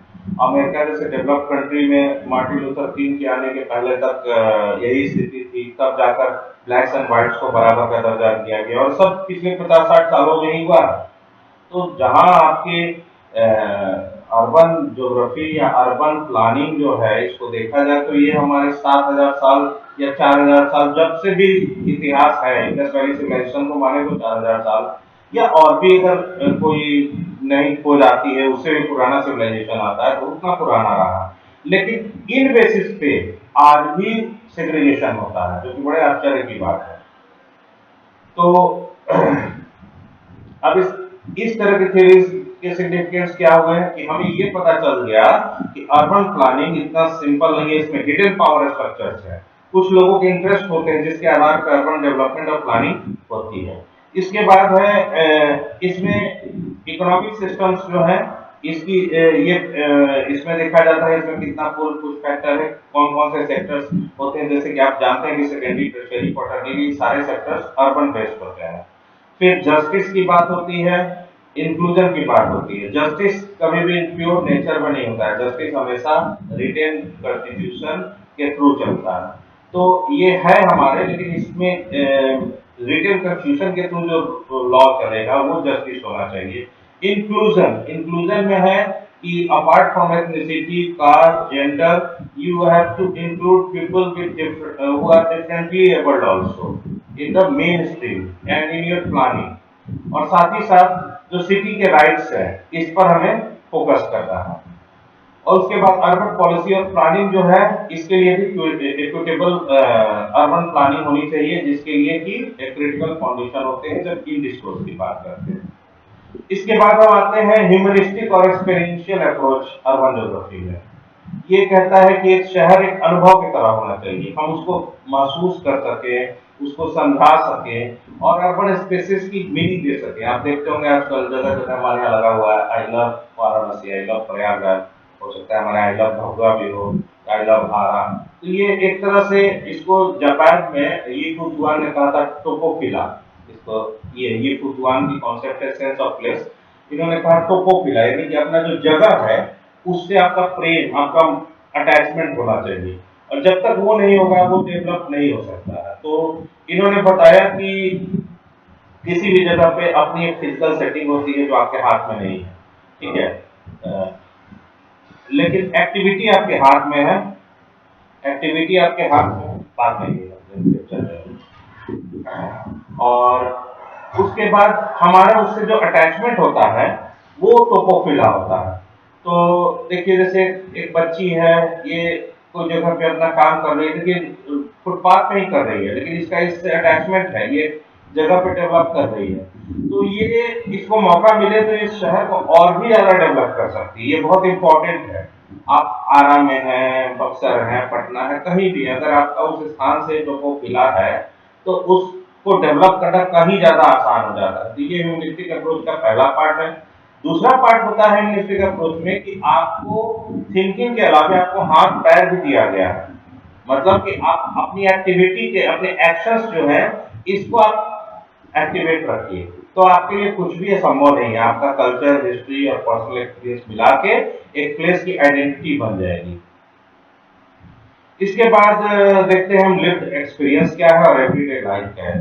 तो लोग किस तरीके से शहर को देखते हैं, वो प्रतिदिन अपने काम पे जाते हैं, कम्यूट करते हैं, अपना काम करते हैं, वर्क करते हैं, सोशल इंटरेक्शन, लोगों से मिलते जुलते हैं और कई तरह की छोटी मोटी समस्याओं से जूझते रहते हैं। तो ये एवरीडे का है। तो जब लिव्ड एक्सपीरियंस और एवरीडे लाइफ को हम बढ़िया सा डॉक्यूमेंट कर देंगे तो उस जगह का, जैसे यहाँ पर है, ये यहाँ इतनी भीड़ होती है, यहाँ किस तरह के लोग आते हैं, उनकी क्या जरूरत होती है, उस हिसाब से यहाँ पर डेवलपमेंट किया जा सकता है, यहाँ पर डेवलपमेंट किया जा सकता है। नहीं तो इसी तरह की भीड़ भाड़, बस चारों तरफ भीड़ भाड़ दिखेगी, चीजें एवरेज रेट में कभी नहीं होगी। अब ये जरूरत के हिसाब से कल को गए इसे हटा के फिर यहाँ मेट्रो बनाना पड़ेगा, तो हो सकता है यहाँ की भीड़ कंट्रोल है। तो ये लिव्ड एक्सपीरियंस और एवरीडे लाइफ की बात है, ये आज की बात है, मॉडर्न की। अब इसके बाद प्लेस आइडेंटिटी एंड बिलोंगिंग, वो तो जापानीज कॉन्सेप्ट था, ये एडवर्ड रल्फ साहब का है। इन्होंने थोड़ा सा इसको दूसरे तरीके से समझाया है कि लोकल आइडेंटिटी होती है, इसमें अपना एक लोकल अटैचमेंट होता है और हम एक जगह से ऐसा जोड़ते हैं कि प्लेसलेस ही हो जाते हैं, मतलब प्लेस पे है भी और नहीं भी, खो जा रहे हैं, ठीक है। तो हम उसके बाद अपनी आइडेंटिटी को उसमें खो देंगे, एक स्टैंडर्डाइज बड़ा ग्लोबल फॉर्म बनाते चले जाएंगे मॉल, एयरपोर्ट टाइप की, और हम उसके साथ अपनी इंडिविजुअलिज्म को धीरे धीरे अपनी खो जाएंगे। लेकिन मॉडर्न सिटी के लिए आवश्यक भी है। उसके बाद एक बताया गया है एवरीडे मोबिलिटी और अर्बन नेविगेशन पे, इसमें भी बहुत सारे कॉन्सेप्ट्स होते हैं कि अब जैसे इसमें इस तरह का हमें मोबिलिटी नहीं चाहिए, हमें मोबिलिटी कैसी ऐसी चाहिए। इसमें देखिए मेल है और फीमेल है। अब ये नहीं कि फीमेल को इतना दूर चलना पड़े, मेल को इतना ही दूर चलना पड़े, या कोई डिफरेंटली एबल्ड है तो उसके लिए कितनी मोबिलिटी होती है, और उसके अलावा वो एक अच्छा ग्रीन एनवायरनमेंट में जाए या फिर पूजा करने जाए या शॉपिंग करने जाए, खेलने जाए, तो उसका मूवमेंट और उसका अर्बन स्पेस को महसूस करना, ये दोनों चीजों को लेकर आज के डेट में प्लानिंग की जा रही है। साथ ही साथ मार्जिनलाइज्ड वर्सेस जो है, जो माइग्रेंट्स बाहर से आते हैं उनके लिए, या जो ऐसे इनफॉर्मल वर्कर्स हैं जिनका कोई डाटा नहीं है, अभी जैसे आज सुनने में आ रहा है कि हो सकता है गैस और पेट्रोल की कीमतों की वजह से हो सकता है कि फिर से कुछ दिनों के लिए वर्क फ्रॉम होम कर दिया जाए। वर्क फ्रॉम होम के लिए हम लोग तो सैलरीड है, लेकिन कोई ऐसा इनफॉर्मल वर्कर जो प्रतिदिन काम करने वाला था, उसको मालिक काम से हटा देता है, तो उसको कौन सी सिक्योरिटी है? तो उसका उसकी वॉइस कौन सुनेगा? या महिलाओं के लिए, महिलाओं का कहा जाता है कि एक महिला काम से आकर फिर से काम पर आती है, मतलब एक वर्किंग वुमेन आप वर्क कर रही हैं तो करिए, लेकिन घर का भी काम आप ही करिए। तो इस वॉइस को कौन सुनेगा, इसकी बात होती है। फिर अर्बन पुअर, अर्बन पुअर का तो क्या ही कहा जाए कि एक बंदा गांव से गया, गांव पर उसकी अच्छी खासी खेती बाड़ी थी, शहर में चला गया, गांव पे आलीशान मकान था, वहां एक रूम में 15 लोग रह रहे हैं, वो अर्बन पुअर ही तो हुआ। हो सकता है तुम 10-20 हजार कमा भी लेते हो, लेकिन अर्बन पुअर कैसे हो गए? तुम्हारी वे ऑफ लाइफ ही नहीं है। एक अर्बन लाइफ में गुड लिविंग स्टैंडर्ड होना चाहिए, वो कुछ है ही नहीं। आपको बिजली, पानी, सोना, बैठना, खाना पीना सब में कॉम्प्रोमाइज करना पड़ रहा है। तो अर्बन स्पेस जो है, ये जान लीजिए कि ये कभी भी इक्वल नहीं, हमेशा से अनइक्वल है, और इसी के आधार पे लोगों का क्लेम, रेसिप्ट या फिर एडेप्टेशन टू द सिटी बनता है। तो मार्जिनलाइज्ड वर्सेस और अर्बन एक्सपीरियंसेस, ये आज की प्लानिंग में, अर्बन ज्योग्राफी में थॉट में लिया जाता है। तो ह्यूमनिस्टिक अप्रोचेस के क्या क्या सिग्निफिकेंस हो गए? पहला तो हो गया कि क्वालिटेटिव रूप से हमारे एक्शन को, क्योंकि एक्शन को हम क्वांटिफाई तो कर नहीं सकते, क्वालिटेटिव रूप से उसको हम किस तरह के एक्शन लेते हैं एक जगह के अटैचमेंट के साथ, और अपने उसको कैसे इंटरप्रेट करते हैं अपने सारे एक्टिविटीज को। फिर हमारी एजेंसी, हमारा परसेप्शन और सारी मीनिंग सभी को समझने की कोशिश करते हैं। तो और इसके बाद ये जितने भी अभी तक के स्ट्रक्चरल थ्योरीज हैं, इसमें लोग कैसे जीते हैं, बेसिकली ह्यूमनिस्टिक अप्रोच उसी को बताता है। और ये ज्यादा इंक्लूसिव है, जैसे मैंने बताया कि इसमें जो देख भी नहीं सकते, सुन भी नहीं सकते, चल भी नहीं सकते, सभी रहेंगे उसमें, apart from male female all other, और सभी कास्ट, क्लास, जेंडर सभी को लेकर चलना है। तो ये ह्यूमनिस्टिक की वजह से पूरा होता है। तो कंसेप्चुअल सिंथेसिस देखा जाए तो जो ट्रेडिशनल इकोलॉजिकल मॉडल था, ये एक नेचुरल कंपटीशन की बात करता था कि दूरी के साथ हम किस तरह से डिसीजन लेते हैं कि भाई हमारा कहाँ क्या है, कहाँ पर हम अपना बिजनेस करेंगे, कहाँ रेजिडेंशियल होगा, कहाँ पे मिक्स्ड लैंड यूज होगा, कहाँ पर ओपन स्पेस, ये सारी चीजें बनेंगी, लैंड यूज डोनेशन कैसे करेंगे। दूसरा था लोकेशनल थ्योरी, जिसमें इकोनॉमिक एफिशिएंसी की बात की जाती थी, जिसमें कि डिस्टेंस के आधार पे ट्रांसपोर्टेशन कॉस्ट और अदर कॉस्ट जो आते हैं इनको देखा गया था। फिर अर्बन सिस्टम में नेटवर्क्स और हायरार्की को हम देखें, और उसके बाद पॉलिटिकल, इकोनॉमिक और क्रिटिकल पर्सपेक्टिव्स में जितने भी पावर स्ट्रगल की बात होती है, असमानता की बात होती है और कॉन्फ्लिक्ट की, इस पर डिस्कशन होता है। लास्ट में ह्यूमनिस्टिक अप्रोच में आपकी फीलिंग उस स्थान के साथ, इस पर हम ये करते हैं। तो अगर आप लोग इजाजत दे तो मैं 2 मिनट के लिए ब्रेक लूं। Yes sir, sure. मैं बस 2 मिनट में थोड़ा सा। जी जी। Okay okay sir.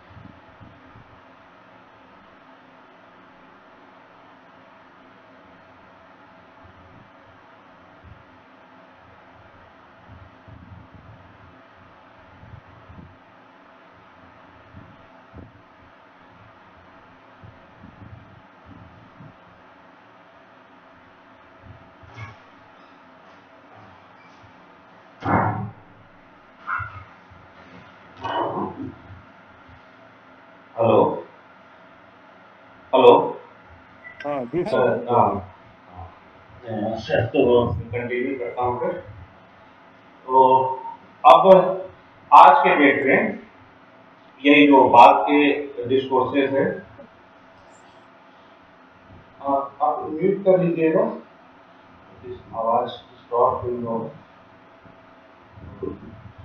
आज में डेट में अब अर्बन को कैसे डिफाइन किया जाता है, तो रॉबर्ट लेक साहब ने on poetry, pragmatism and urban possibility of creative democracy urban geography पे कहा कि urban condition of multiplicity, simultaneity, performity and juxtaposition pursues the idea possibility for creative democracy।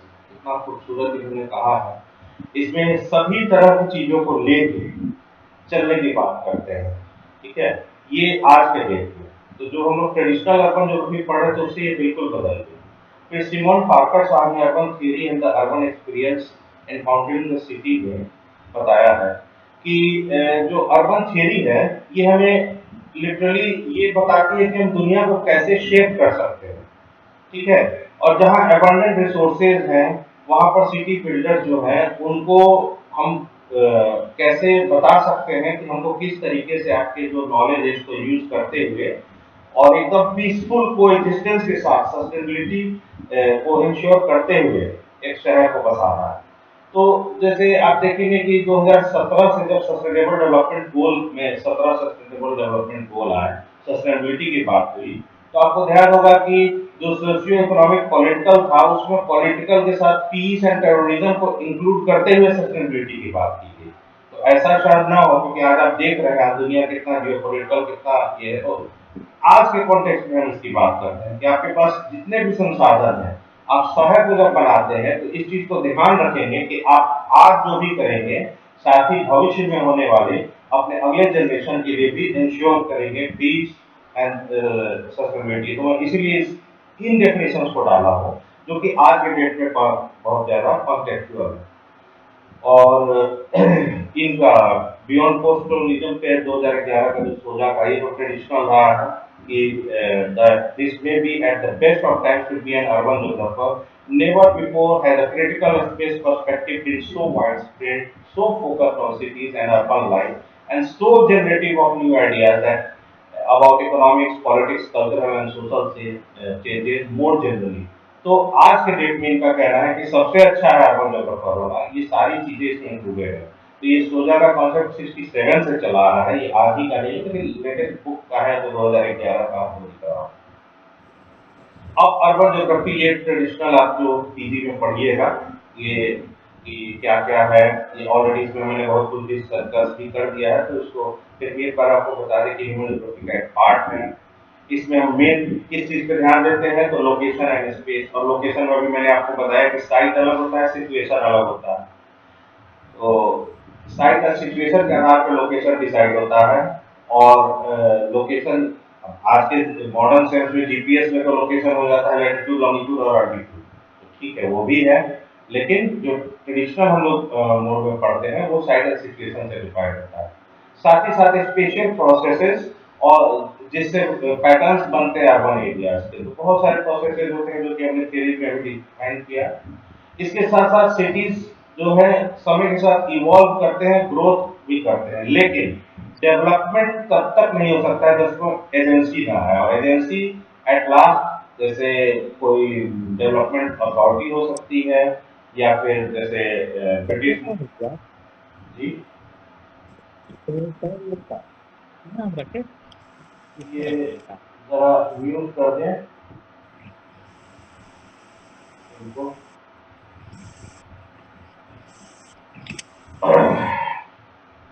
हाँ तो मैं कहा था, तो अब इससे हम देखते हैं कि अर्बन ज्योग्राफी जो है ये कई फील्ड से जुड़ के बने, जैसे फिजिकल हो गया, कल्चरल हो गया, इकोनॉमिक हो गया, तो ये हम पहले भी डिस्कस किया रहा है। और ये ट्रेडिशनल जो डिफिनेशन का है कि urban geography study of the city directing the neighbouring region है, where city bears like a king in its hinterland। अच्छा, hinterland का क्या कॉन्सेप्ट है कि जैसे आप कोई भी शहर डेवलप होता है तो उसकी आवश्यकताएं होती हैं। आवश्यकताएं क्या क्या होती हैं, तो सबसे पहले फूड होता है, तो फूड जहाँ जहाँ से पहुँचता है वो एरिया को पूरा डिमार्केट कर लिया जाता है। हमारे first urban developer most significant professor R L Singh ji, जिन्होंने कि हमारे बनारस यूनिवर्सिटी में सबसे पहला स्कूल ऑफ ज्योग्राफी किया था, तो इन्होंने बड़ा सुंदर हिंटरलैंड और अपलैंड का कॉन्सेप्ट को डिफाइन किया था कि जैसे आप जितने भी खाने पीने की चीजें जुड़ी हुई है, चाहे वो दूध है, चाहे फल फूल है, चाहे सब्जी है, वो पूरा एरिया जो आप डिफाइन कर देंगे जो कि उस सिटी को सर्विस दे रही है, तो वो सेंट्रीपिटल और सेंट्रीफ्यूगल फोर्स की बात करते थे। सेंट्रीपिटल फोर्स से वो अंदर की ओर आ रहा है, शहर की सारी जरूरतें पूरी कर रहा है। शहर क्या कर रहा है, तो जो भी प्रोडक्शन होता है उसके बेनिफिट को इन तक पहुंचा रहा है। ये अलग बात है कि वो नहीं पहुंचता है, दैट इज वर्टिकल, उसको कहा भी गया है कि पूरी तरह से ये इसका ठीक उल्टा नहीं हो पाता।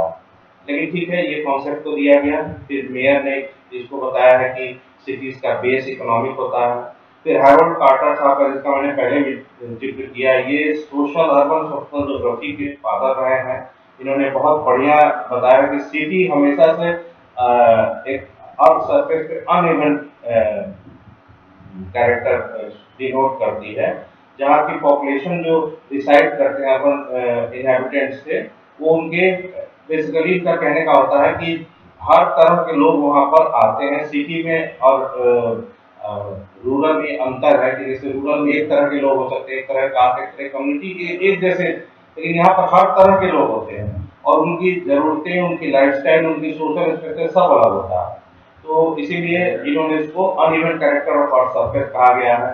कहा फिर मर्फी साहब ने अर्बन ज्योग्राफर को बताया कि जो अर्बन ज्योग्राफर, इसको डुअल रोल होता है। वो सबसे पहले सिटीज का लोकेशन, जो भी मैंने कहा था साइट एंड सिचुएशन, उसको डिफाइन करेगा। फिर उसकी क्या क्या कैरेक्टरिस्टिक्स हो सकती है, जो सिटी किस तरह का है। हो सकता है रिलीजियस सिटी हो सकता है एजुकेशनल सिटी हो सकता है इंडस्ट्रियल हो, कमर्शियल सिटी हो, किस तरह का है उसकी कैरेक्टरिस्टिक। फिर उसका ग्रोथ, उसका नेचुरल ग्रोथ हो रहा है या उसमें विशेष प्लानिंग की जरूरत है, और फिर उसका उसके हिंटरलैंड से क्या संबंध है। तो क्योंकि बिना हिंटरलैंड के कोई सिटी डेवलप नहीं कर सकती है। ये नहीं पॉसिबल है कि हम यहाँ का सिटी के लिए जापान से रिसोर्स लेकर आ रहे हैं। रिसोर्स हमेशा उसके आसपास के ही एरिया से रहेगा। उसके बाद फिर दूसरा चीज, वो सिटी की मॉर्फोलॉजी को बताएगा। मॉर्फोलॉजी ऐसे समझिए, ये बायोलॉजी से लाया गया था कि कोई भी जीव को, चाहे मतलब 90 डिग्री पे या तो आप लैटरल या वर्टिकल कैसे भी कट करते हैं, उसमें एक सिमेट्री होती है। तो जब उसको देखा जाता है तो मॉर्फोलॉजी होती है। तो सिटी को भी कोशिश किया जाता है कि चाहे वो फ्लोरा हो या फौना हो, उस तरह से ऑर्गेनिक तरीके से उसके स्ट्रक्चर को ऐसा स्टडी किया जाए कि उसमें एक सिमेट्री हो। जैसे एक सड़क है तो उसके ऐसा ना हो कि एक साइड में बहुत कुछ हो और एक साइड में कुछ ना हो। एक सिमेट्री के साथ जब डेवलप होता है तो वही उसकी मॉर्फोलॉजी होती है, और उसके लिए प्लानिंग की जाती है, लैंड यूज की, सोशल की, कल्चरल की, और उसमें बहुत सारी एजेंसीज काम करती है। जिसमें सर्कुलेशन पैटर्न होता है, कहाँ तक कच्ची सड़क है, पक्की सड़क है, मेटल रोड है कि नॉन मेटल है, अब आजकल कॉन्क्रीट का है कि कच्ची मिट्टी, बहुत सारी चीजें इसमें आती हैं। और ये सभी मिलाकर फिर ये पूरा एक अर्बन ज्योग्राफी तैयार होता है। पॉलमॉक्स और लिंडा मैककार्टी ने ये भी मार्क्सिस्ट थॉट कहते हैं, तो इन्होंने बात कही है कि local variability with in the general context. Local लोगों की आवाज, लोकल लोगों की बातों को लेकर अगर चला जाए तो ये उसकी बात करता है। फिर वाट साहब ने इसमें 6 एलिमेंट बताए हैं अर्बन ज्योग्राफी में। एक तो बिल्ट इन्वायरमेंट होता है, एकदम सब कुछ बना बनाया होता है। इसको लेमन, थोड़ा सा रफ लेमन भी कह सकते हैं। हम लोग कंक्रीट का जंगल आजकल जिसको बना दे रहा है, तो शायद इसी को बिल्ट इन्वायरमेंट कह रहे हैं। क्योंकि जब European city second world war में डिस्टर्ब हुई, उसके बाद जब नई बनी तो उन्होंने ग्रीन बेल्ट का कॉन्सेप्ट बनाया। इस सिटी के बाहर एक ग्रीन बेल्ट होगा, ग्रेटर लंदन का प्लानिंग हुआ, जितने भी बड़े बड़े शहर का प्लान हुआ। हमारे यहाँ पहले से ही शहर थे, तो हम बिल्ट इन्वायरमेंट के रूप में कंफ्यूज होते हैं। हम सोचते हैं कि सिर्फ घर बनाते जाएं, मकान बनाते जाएं, उसके बाद उसका लैंड यूज डिफाइन कर दें कि एडमिनिस्ट्रेटिव है, रेजिडेंशियल है, कमर्शियल क्या है।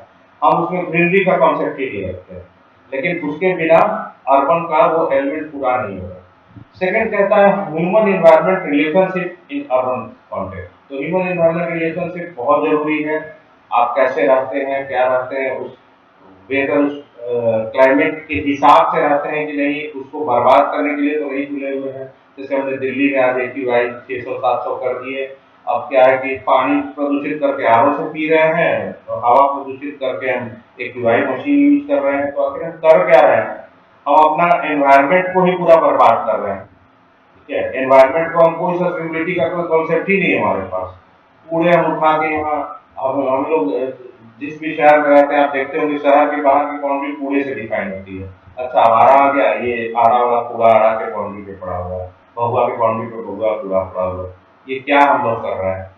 ग्राउंड वाटर को हमने मजाक बना रखा है। 300 फीट 350, गवर्नमेंट की जिम्मेदारी होती है ड्रिंकिंग वाटर देना, हम लोग खुद ही खोद देते हैं। हमें पता नहीं है कि वहाँ पे आर्सेनिक है कि क्या है, हम खुद ही जहर बना लेके पी रहे हैं।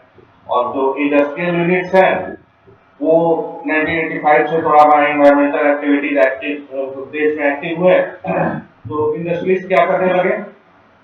इंडस्ट्रीज इंडस्ट्रीज क्या करने लगे?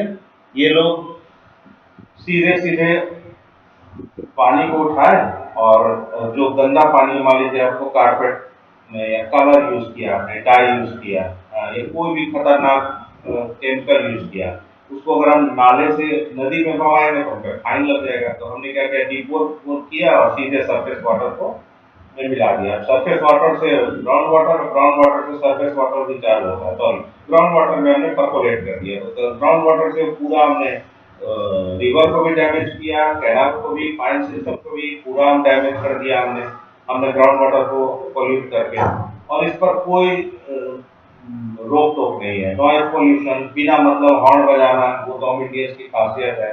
गाड़ी, एयर पोल्यूशन, जहाँ नहीं जरूरत है वहां पे हम गाड़ी लेके पहुंच जाते हैं। एक ही जगह पे 4 लोग 4 गाड़ी लेके जाते हैं, बिना मतलब का शोरूम। अभी आप देखिए कई डेनमार्क और ये फिनलैंड जैसे कंट्रीज हैं, वहाँ स्पेन, इटली, वहाँ कोई इस तरह का शोबाजी नहीं है गाड़ियों का जितना हमारे यहाँ है।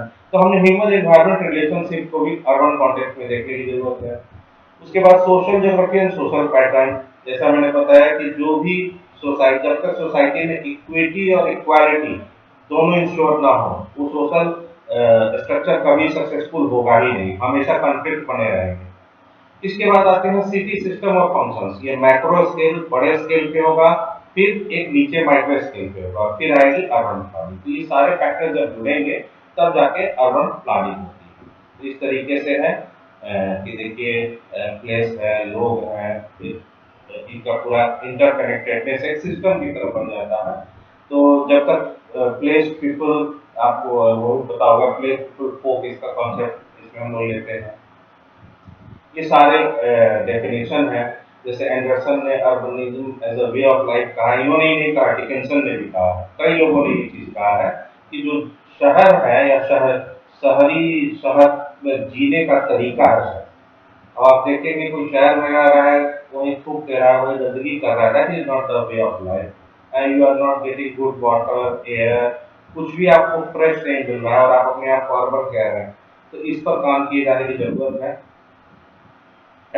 इसके बाद आता है, हाँ ये इम्पोर्टेंट है, डिकिंसन साहब का, कि इन्होंने man made habitat at the surface of the earth बताया है अर्बन सेटलमेंट को। नॉर्थन साहब हैं, इन्होंने सिटी को एक लोकल कहा है, जो कि रिलेटिवली एक बड़ा पॉपुलेशन है और इनका urbanism as their way of life है। वही सेम चीज जो डिकिंसन और इनका था, एंडरसन था, वही नॉर्थन भी आगे कंटिन्यू करते हैं कि पॉपुलेशन का एक पर्टिकुलर पोर्शन जो कि एक अच्छी जीवन एक अपने तरीके से साफ तरीके से जीता है। अब आता है पॉपुलेशन की बात। तो यूनाइटेड नेशंस ऑर्गेनाइजेशन ने परमानेंट सेटलमेंट का 20,000 की जनसंख्या की बात कही थी।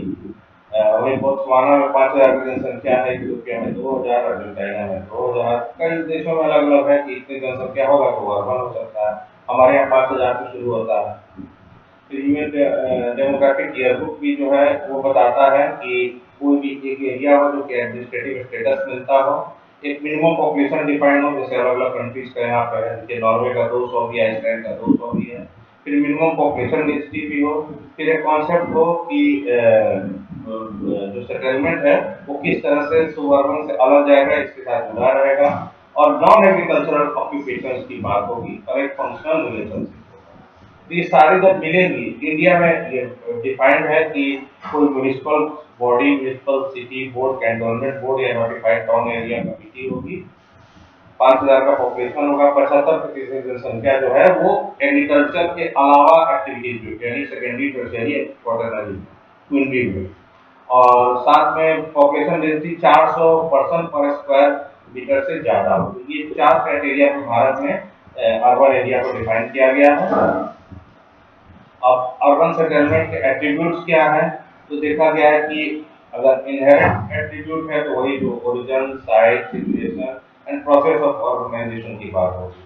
जब स्ट्रक्चरल एट्रीब्यूट पे आएंगे तो उसकी मॉर्फोलॉजी होगी, लेआउट होगा, उसके जनसंख्या होगा, टैक्सोनॉमी होगी और लैंड यूज होगा। ये हम सब एक एक करके आपको बताएं। जब फंक्शनल एट्रीब्यूट देखा जाएगा तो उसमें रेजिडेंशियल होगा, इकोनॉमिक होगा, सोशल होगा, इंडस्ट्रियल होगा। प्रोग्रेशन में क्या होगा? ग्रोथ है, ऑर्गेनिक होगा या फिर डिक्लाइन होगा। लिंकेज के आधार पर इंटरलैंड, ऑनलैंड और रूरल अर्बन लिंकर या रूरल अर्बन कॉन्सेप्ट की बात होगी। और सिटी स्केप पे उसके आसपास की सराउंडिंग और एक शहर के डेवलपमेंट का ब्लू प्रिंट होगा और फ्यूचर स्ट्रेटजी के लिए रोड मैप बनाया जाएगा। तो ये सारे के सारे जो है अर्बन प्लेसेस के एट्रीब्यूट्स कहे जाते हैं। अब ये हम आपको बता चुके हैं कि सेकंड सिचुएशन से इसकी शुरू हुई थी। कार्लो सावर साहब का एक इम्पोर्टेंट है, 1920s में थे और कार्लो सावर जो है बर्कले स्कूल से निकले और इन्होंने कल्चरल लैंडस्केप की बात कही। इनका कहना था कि जो हम देखते हैं, जो भी लैंडस्केप हम देखते हैं वो नेचुरल नहीं होता है, वो हमें और हमारे जीवन से जुड़ा हमारी socio economic activity, cultural activities के इंटरेक्शन की वजह से बनता है। That is called cultural landscape. तो ये इनकी बात आती है। फिर सेंट्रल प्लेस थ्योरी ऑलरेडी भी डिस्कस कर चुके हैं क्रिस्टालर में। तो ये सारे उसको धीरे धीरे कैसे बढ़ते गए। फिर आगे जाके बिहेवियरल स्टडीज की बात आती है, कॉग्निटिव की बात आती है। कॉग्निशन में आता है कि कोई भी चीज को आप जब पहली बार देखते हैं तो आपके दिमाग में जैसे एक नॉर्मल एटलस होता है, कॉग्निटिव एटलस होती है, उसको आप जज करते हैं, महसूस करते हैं। हो सकता है आप पूरी वहाँ के ट्रांसपोर्ट नेटवर्क को देख रहे हो सकता है वहाँ की एक्टिविटी को देख रहे हैं। आपको कहीं घाट पे बैठा दिया जाए तो वहाँ के आप मंदिरों को देख रहे हैं। वो सारी चीजों को आप पहली बार देख के अपने एटलस में सेट करते हैं और जब सेकेंड टाइम उसको रिकॉल करते हैं, दैट इज कॉल्ड रिकॉग्निशन। तो ये बिहेवियरल स्टडी है और एक ज्योग्राफर बहुत अच्छा बिहेवियरल स्टडी भी कर सकता है, क्योंकि वो जैसे ही कहीं जाएगा उसके दिमाग में सबसे पहले क्या आएगा? अर्बन ज्योग्राफर है, चलो साइज एंड सिचुएशन इसका क्या है भाई, लोकेशन क्या है, अभी जो एट्रीब्यूट्स का ये मालूम है, एट्रीब्यूट्स है, ओरिजिन इसका क्या रहा होगा, किस तरह से अर्बनाइज हुआ होगा, उसकी मॉर्फोलॉजी क्या रही होगी, लेआउट क्या रहा होगा, वो रेजिडेंशियल, कमर्शियल, इंडस्ट्रियल, एडमिनिस्ट्रेटिव किस तरह का वहाँ पे ग्रोथ है, वहाँ का इंटरनेट कहाँ तक है, ठीक है, वहाँ की सराउंडिंग्स क्या है। ये सारी चीजें दिमाग में आएगी। अब आपको मैं पेपर दे दूंगा, बहुत बढ़िया से उसको बना सकते हैं। तो बिहेवियरल स्टडी लोगों का इसमें इम्पोर्टेंट है। इसके अलावा सोशियो पॉलिटिकल और इकोनॉमिक स्ट्रक्चर्स का स्टडी होता है। अब अर्बन ज्योग्राफी का थीम क्या है? सबसे पहला तो इसमें थीम होता है कि जितने भी special distribution of cities and pattern of movement of links है, इनका स्टडी करना। दूसरा होता है study of pattern of distribution and interaction of people and business with in cities. कितनी जनसंख्या है, कितने लोग हैं और उनका वहाँ के किस तरह के बिजनेस से कितना इंटरेक्शन है। तो इससे सिटी का इनर स्ट्रक्चर समझ में आ जाता है। उसके बाद कुछ ट्रेडिशनल डेवलपर्स का भी हम लोग देख रहे हैं, समझते हैं। और ओशो का 1924 का है। इन्होंने सब्जेक्ट मैटर के सबसे पहला जो दिया था, साइड एंड सिचुएशन, ये यहाँ से आता है। ये ओशो का हो गया, डिकिंसन का हो गया, एंडरसन का हो गया। आप देखते रहिए इसको कितने हैं। और फिर मॉर्फोलॉजिकल अप्रोच जो है वो शिकागो स्कूल से है, किस तरह से उसके मॉर्फोलॉजी को उन्होंने डिफाइन किया। डिकिंसन साहब ने प्लानिंग के अलग फैक्टर्स को भी बताया है, सिटी ग्रोथ को बताया है। फिर क्रिस्टालर का सेंट्रल प्लस मॉडल ऑलरेडी हम लोग देख चुके हैं। फिर सेकेंड वर्ल्ड वॉर के बाद सोशल कंसाइंस की भी बात होती है। फिर जॉनसन साहब जिन्होंने कि डिक्शनरी भी इसकी लिखी है, वो उसके 3 ब्रांचेस पे बताते हैं कि जो पहला है वो होमोथेटिक फिलॉसफी का है, क्वांटिटेटिव है, यानी कि बिल्टअप एनवायरनमेंट की बात करता है। दूसरा सेकेंड एंथ्रोपोसेफिक है, जो वहाँ के लोगों की एक्टिविटीज की बात करता है। तीसरा अप्रोच है वो रेडिकल है कि वहाँ कितनी इक्वालिटी है, क्या इक्विटी है, जस्टिस है कि नहीं है, और क्या चीजें, तो तीन तीन तरह के ब्रांचेस को लेकर ये अर्बन पे चलते हैं। फिर स्कोप ऑफ अर्बन ज्योग्राफी पे हम आए हैं सर, तो प्रोफेसर आनंद सिंह साहब, जो कि कह सकते हैं कि भारत के तो अर्बन ज्योग्राफी के फाउंडर यही हैं, 1955 का। और इन्होंने भी जो अपना अध्ययन किया था, तो आपको बता दें कि ब्रिटिश प्लानर थे जेम्स प्रिंसेप, जिनका कि जो बनारस के वो भी टाउन प्लानर हुआ करते थे। और उन्होंने, आपको पता होगा कि अशोकन इंस्क्रिप्शन को भी उन्होंने अध्ययन किया था, जिसके बाद पता चला कि अशोक कितने बड़े सम्राट थे। और वहाँ कोलकाता में प्रिंसेप घाट भी उनके नाम पे। तो आप समझिए कि अर्बन ज्योग्राफी में भारत के उनका भी बहुत बड़ा रोल है। और हमारे जो डुडले स्टाम साहब थे ब्रिटिश प्लानर, उनका रहा है। और ये आनंद सिंह आज़ादी के बाद थे, आप समझिए कि फादर ऑफ अर्बन ज्योग्राफी कह सकते हैं। लेकिन ऐसे कोई पब्लिक डोमेन में या उस तरह से, या तो इनके फॉलोअर्स या इनके डिसिपल्स वैसे नहीं एक्टिव हुए कि इनको उतना बड़ा स्थान दिया गया है। लेकिन फैक्ट है कि अर्बन ज्योग्राफी की जो जितनी बेसिक किताबें भारत में बेसिक वर्क हुआ, वो इन्हीं के समय से शुरू हुआ। इन्होंने बताया है तीन कॉन्सेप्ट अर्बन ज्योग्राफी के स्कोप के बारे में, हम सीधे इसी पर आएंगे। पहला physical structure of the city, जो कि हमने बिल्ट एनवायरनमेंट भी बताया। दूसरा, सिटी का हिस्टोरिकल डेवलपमेंट। तो जैसे हम लोग जो Banaras school of urban geography से वर्क किए हैं, हम सभी का आप वर्क देखिएगा, हमारा भी वर्क किसी का भी देखिएगा, तो देखिएगा कि वो तीन टाइम फेज में रहेगा। ये एक एंशिएंट फेज रहेगा, एक मेडाइवल फेज रहेगा, एक मॉडर्न फेज रहेगा। किसी भी एक अर्बन एरिया का स्टडी उसी आधार पर हम लोग करते हैं। और हमारा बेस मैप यूजुअली हम लोग टोपोग्राफिक मैप लेते हैं और वहीं से बनाना शुरू करते हैं। तो आपको पता ही होगा कि 72 के बाद कोई वैसा मॉडर्न कुछ बहुत ज़्यादा आया नहीं है और उतनी ज़्यादा सुविधाएं भी नहीं है। तो 70s 80s के बाद इस पे बहुत ज़्यादा वर्क करने की ज़रूरत है, लेकिन हम उतने अभी नहीं कर पा रहे। तो फिर भी मॉडर्न में सब चीज़ आते हैं। और उसके बाद ये बताते हैं processes that affect the city structure. सारे प्रोसेसेस, इकोनॉमिक, सोशियो इकोनॉमिक, सबसे पहला तो इकोनॉमिक फैक्टर ही होता है, इकोनॉमिक प्रोसेस होता है। इसके अलावा सोशल, पॉलिटिकल, कल्चरल, सारे प्रोसेसेस आते हैं। अब आ जाते हैं practical applications of urban geography. Practical applications क्या है? तो ये प्लानिंग, पॉलिसी और डिसीजन मेकिंग में कितना काम आता है। तो आप देखेंगे कि urban and land use planning, कोई भी शहर बिना मास्टर प्लान, बिना जोनिंग रेगुलेशन और लैंड यूज एलोकेशन के नहीं बनता। तो अर्बन ज्योग्राफी का मेन यही है कि कोई भी अर्बन प्लानिंग और लैंड यूज प्लानिंग इसी के साथ, कितना खूबसूरती से सारा लैंड यूज को जोन के साथ दिखा के, और हम उसका मॉर्फोलॉजिकल मॉडल भी बनाते हैं, पॉलिटिकल इनसाइट भी दिखाते हैं, सेंट्रल प्लानिंग भी दिखाते हैं। तो इसमें residential, commercial, industrial, green, recreational spaces, corridor, सारी चीजें हम लोग दिखा सकते हैं। दूसरा क्या है? जीआईएस, जियो एआई और स्पेशल एनालिसिस। जीआईएस क्या है?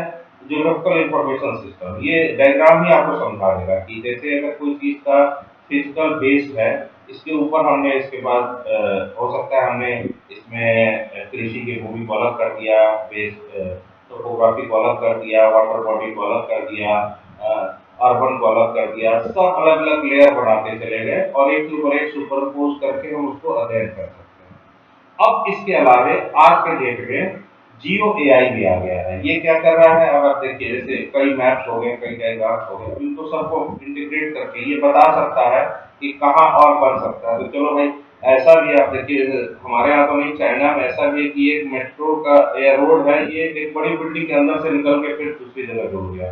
तो एआई के थ्रू हम बहुत सारा ऐसा मॉडल बना सकते हैं जो कि जरूरत के हिसाब से, अब हमको इस बिल्डिंग को भी तोड़ने की जरूरत ना पड़ी, मेट्रो भी घर के अंदर से जा सकता है मल्टीपल। मतलब जितना भी अर्बन का हमारे यहाँ तो हॉरिजॉन्टल प्लानिंग में ही परेशान है, लेकिन चाइना हमारे सामने एक ऐसा देश आ गया है जो कि हमारे 7,000 हुआ, लेकिन हमसे आज 40-50 साल आगे निकल चुका है। हम उसके मॉडल को स्टडी कर सकते हैं इसमें और देख सकते हैं, और स्पेशल एनालिसिस करके इस तरह से खूबसूरत शहर का हम लोग प्लानिंग कर सकते हैं। फिर है ट्रांसपोर्ट और मोबिलिटी प्लानिंग। अब आप देखिए, जैसे ट्रांसपोर्ट बनाया गया और ये बफर जोन भी बनाया गया कि कौन कौन से ऐसे जोन है जहाँ पे कुछ खतरा हो सकता है। यहाँ पर जैसे कि अभी आप देखिए, लगार्डिया जैसा सेफ एयरपोर्ट न्यूयॉर्क का, हवाई जहाज उतरा और एक टैंकर से टकरा गया। ये बफरिंग इसीलिए की जाती है कि क्या क्या संभावना हो सकती है। यहाँ से ये जा रहा है तो यहाँ पर अगर स्कूल है तो यहाँ पर हमें कुछ न कुछ ऐसी व्यवस्था करनी होगी कि स्पीड स्लो हो, या यहाँ पर कहीं इंटरसेक्शन है तो यहाँ स्पीड स्लो हो। जहाँ जरूरत है वहाँ बढ़े, जहाँ पर जरूरत है वहाँ वॉकिंग हो, जहाँ जरूरत हो साइकिलिंग हो। इस तरह से करके सारी डोनेशन और प्लानिंग होती है। फिर हाउसिंग प्लानिंग सबसे भैया सब कोई को शहर में घर लेना है, लेकिन हम हाउसिंग पॉलिसी ऐसी बना रहे हैं कि हमारे यहाँ स्लम बढ़ते चले जा रहे हैं। तो इस तरीके से घर और कॉन्क्रीटाइजेशन हो रहा है। इसमें भी बहुत कुछ हमारे जीआईएस मैपिंग और geographical urban geography remote sensing के हेल्प से हम कर सकते हैं। पूरा प्लानिंग अगर मैप में हो जाए तो उसको बहुत ईजिली सैटेलाइट से भी देखा जा सकता है।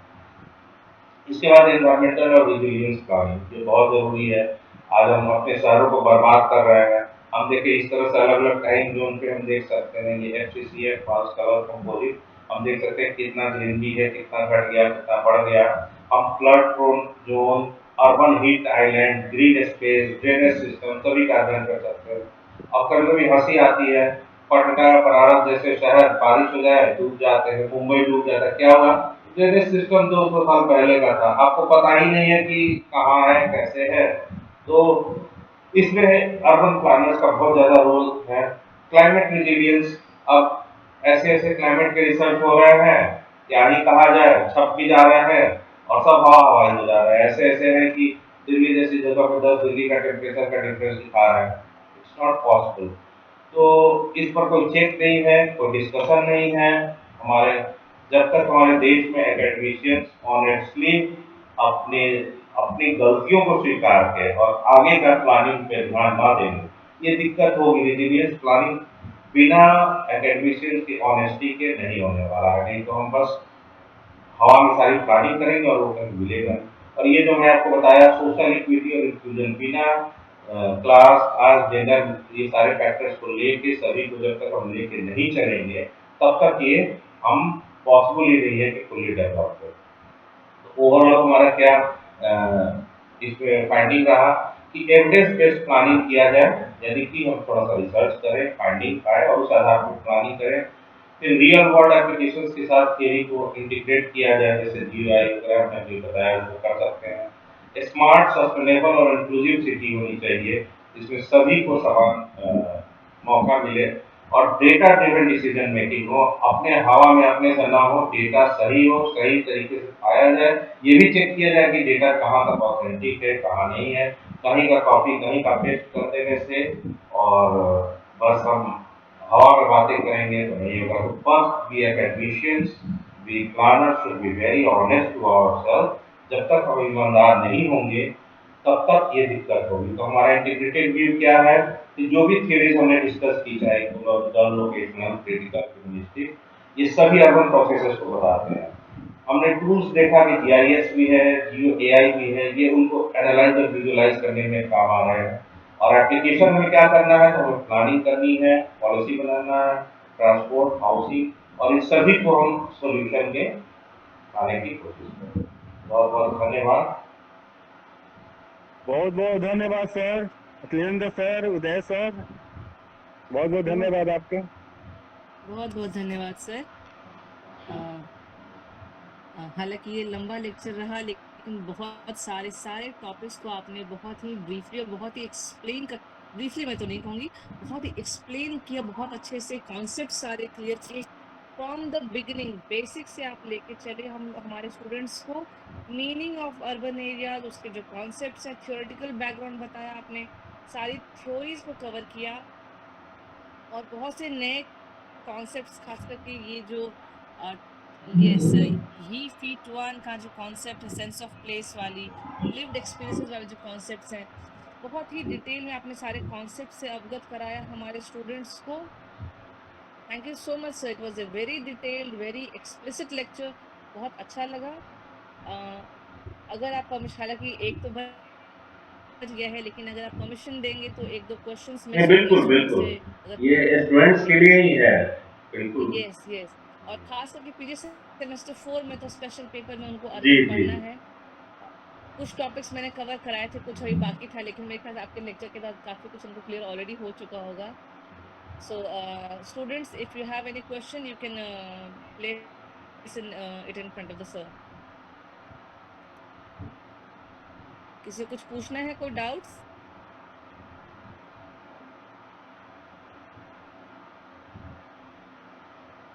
आप लोग पूछने से घबराइए मत, जो भी आपके मन में आए आप पूछ सकते हैं। कोई क्वेश्चन, कोई कि पॉइंट ऐसा जिसमें आप क्लैरिफिकेशन एकेडमिक चाहेंगे, पूछना एकेडमिक चाहेंगे? डिस्कोर्स में टीचर स्टूडेंट सब समान है और यस, हम आपसे ये सीखते हैं, मान आप चलिए कि हमसे सीखते हैं। हमारे पड़ोसी ही सर हैं ये तो, हमारे यूनिवर्सिटी के हैं। Is a very good teacher. Any question from your side?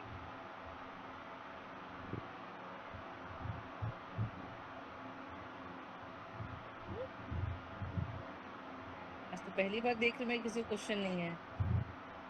Okay, Garima, you can switch on your mic and ask. Garima ने एक सवाल किया है, यस, अर्बन फ्लडिंग जैसे प्रॉब्लम को कंट्रोल करने के लिए लॉन्ग टर्म प्लानिंग में लॉन्ग क्या टर्म प्लानिंग में क्या चेंजेस चेंजेस जरूरी जरूरी है? मैं माइक ऑन यस नहीं कर सकती, कोई बात नहीं।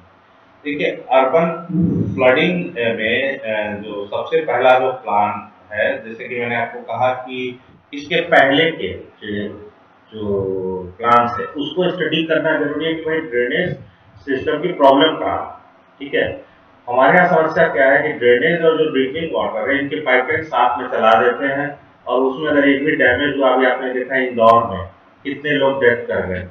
तो प्रॉब्लम क्या है कि हम जो पुराना सिस्टम था उसी को लेके चले जा रहे हैं, कोई दिक्कत नहीं है, लेकिन आप आगे का क्या प्लान करते हैं? जब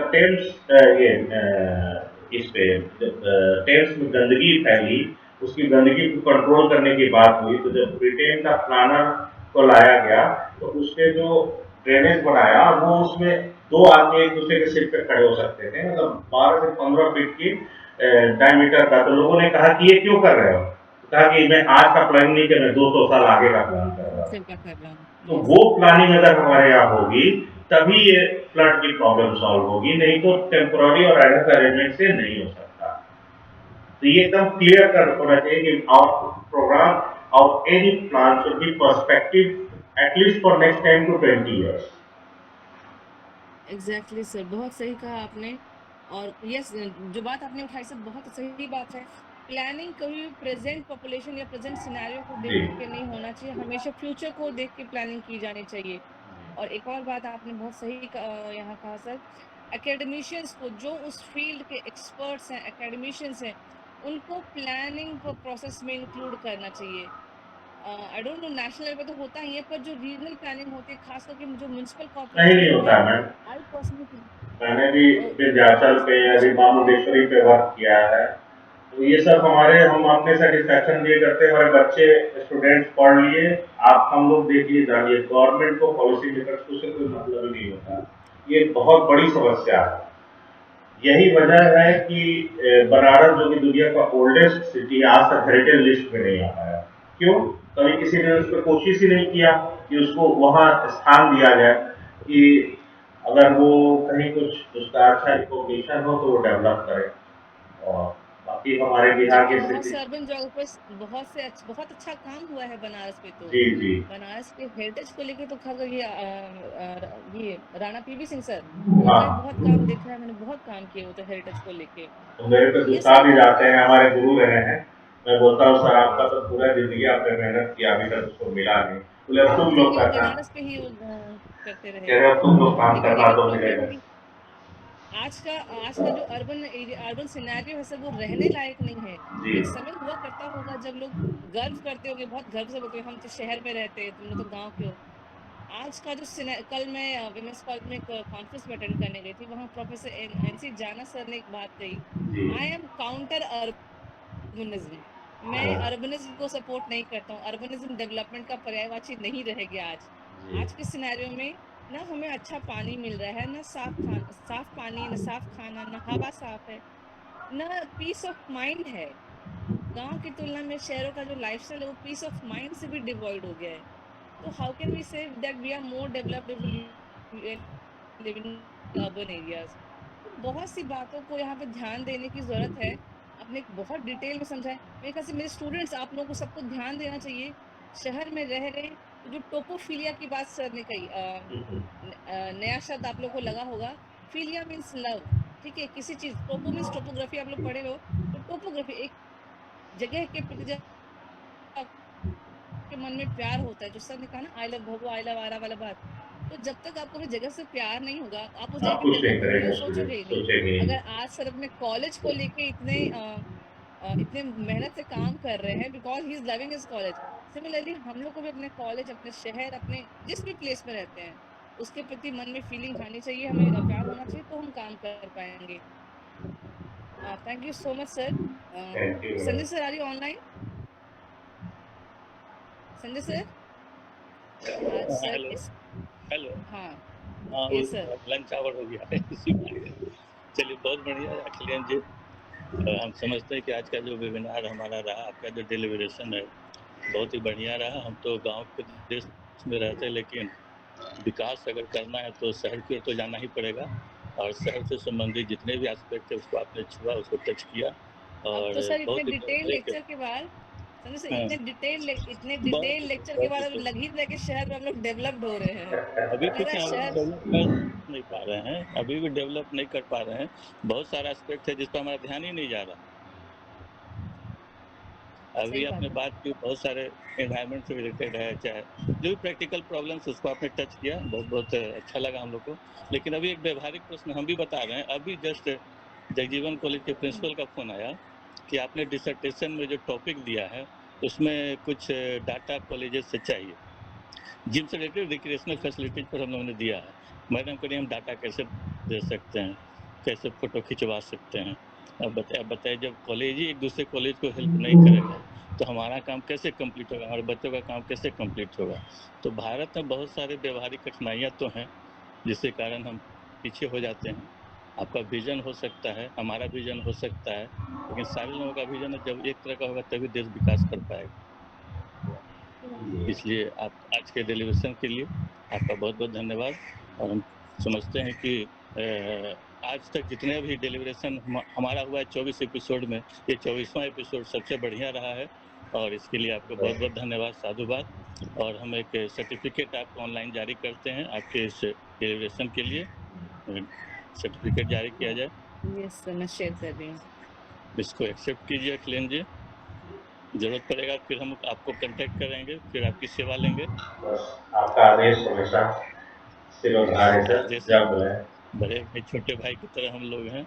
बहुत अच्छा लगा कि आपने हमारे रिक्वेस्ट को तुरंत एक्सेप्ट किया, हम और आपसे ताकि हमारे सीखते, आप ही से सीखते हैं सर, हम लोग जो आप सिखाते हैं हम सीखते हैं, और ये बच्चे हैं इनके साथ हम लोग शेयर करते हैं। हाँ, सही बात है, बच्चों के साथ अपने नॉलेज को शेयर करना ही तो हमारा तो शिक्षक भारतीय, की सबसे बड़ी भूमिका जी, है। हमारी तो भारतीय संस्कृति गुरु शिष्य की परंपरा रही है, ऐसे ही चलते जी, हैं। जी। जरूर जरूर। मैडम इसको तो आप आपकी उस डेलीब्रेशन के पे लिए, शेयर कर दीजिएगा, व्हाट्सएप पे कर हाँ, दीजिएगा, हो जाएगा। ये या व्हाट्सएप पे सर मैं ईमेल पे कर हाँ ईमेल आ ये दीजिएगा। जाएगा, व्हाट्सएप, ये भी हाँ। आपके लिए यहाँ पर शेयर अच्छा किया गया है, कम्युनिटी में शेयर किया स्मॉल गया टोकन ताकि सर, सारे लोग देख स्मॉल लें। टोकन ऑफ इसके लिए अप्रिसिएशन। दिया गया, फोकस किया गया है।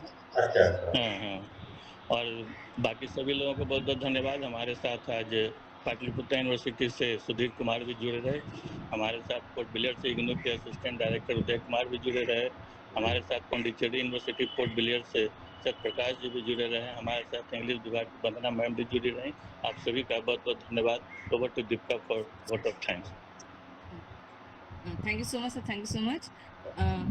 Doctor Arvind sir, Arvind sir online हैं? ओके, आई थिंक कुछ नेटवर्क में इशू है। ठीक है। सबसे पहले मैं धन्यवाद करना चाहती हूँ हमारे माननीय प्रिंसिपल मैम का, जो हमें हमेशा सपोर्ट करते रही हैं, हमारे लेक्चर सीरीज में हमेशा उनका साथ रहा है। फिर मैं धन्यवाद देना चाहती हूँ हमारे विभाग के एचओडी सर का, प्रोफेसर संजय कुमार सर का। ये उनका विजन रहा है और उनका हमेशा परसिस्टेंट सपोर्ट रहा है, ताकि हम लोग 2 साल से कंटिन्यूअसली इस वेबिनार सीरीज को हम लोग चला पा रहे हैं। मैं बहुत बहुत धन्यवाद देना चाहती हूँ सर अखिलेश सर आपका, जो आपने इतना समय दिया, इतने बहुत से डिटेल में हमें समझाया इन बातों को। मैं धन्यवाद देना चाहती हूँ बाहर की यूनिवर्सिटी से जितने भी हमारे फैकल्टीज जुड़े, उदय सर, सत्यप्रकाश सर और डॉक्टर वंदना मैम का और सुधीर सर का जो पाटलिपुत्र यूनिवर्सिटी से जुड़े हमारे साथ और अपनी हमें अपना सपोर्ट दिखाया। मैं सारे स्टूडेंट्स का भी धन्यवाद करती हूँ जो इस लेक्चर को इतने ध्यानपूर्वक सुनते रहे, समझे और आगे भी आपका साथ हमें हमेशा प्राप्त होते रहे, इसी की मंगल कामना के साथ। और संजय सर आपके और अखिलेंद्र सर आपके परमिशन से अब इस वेबिनार को समाप्त करने की अनुमति चाहूंगी मैं। धन्यवाद। Thank you so much sir.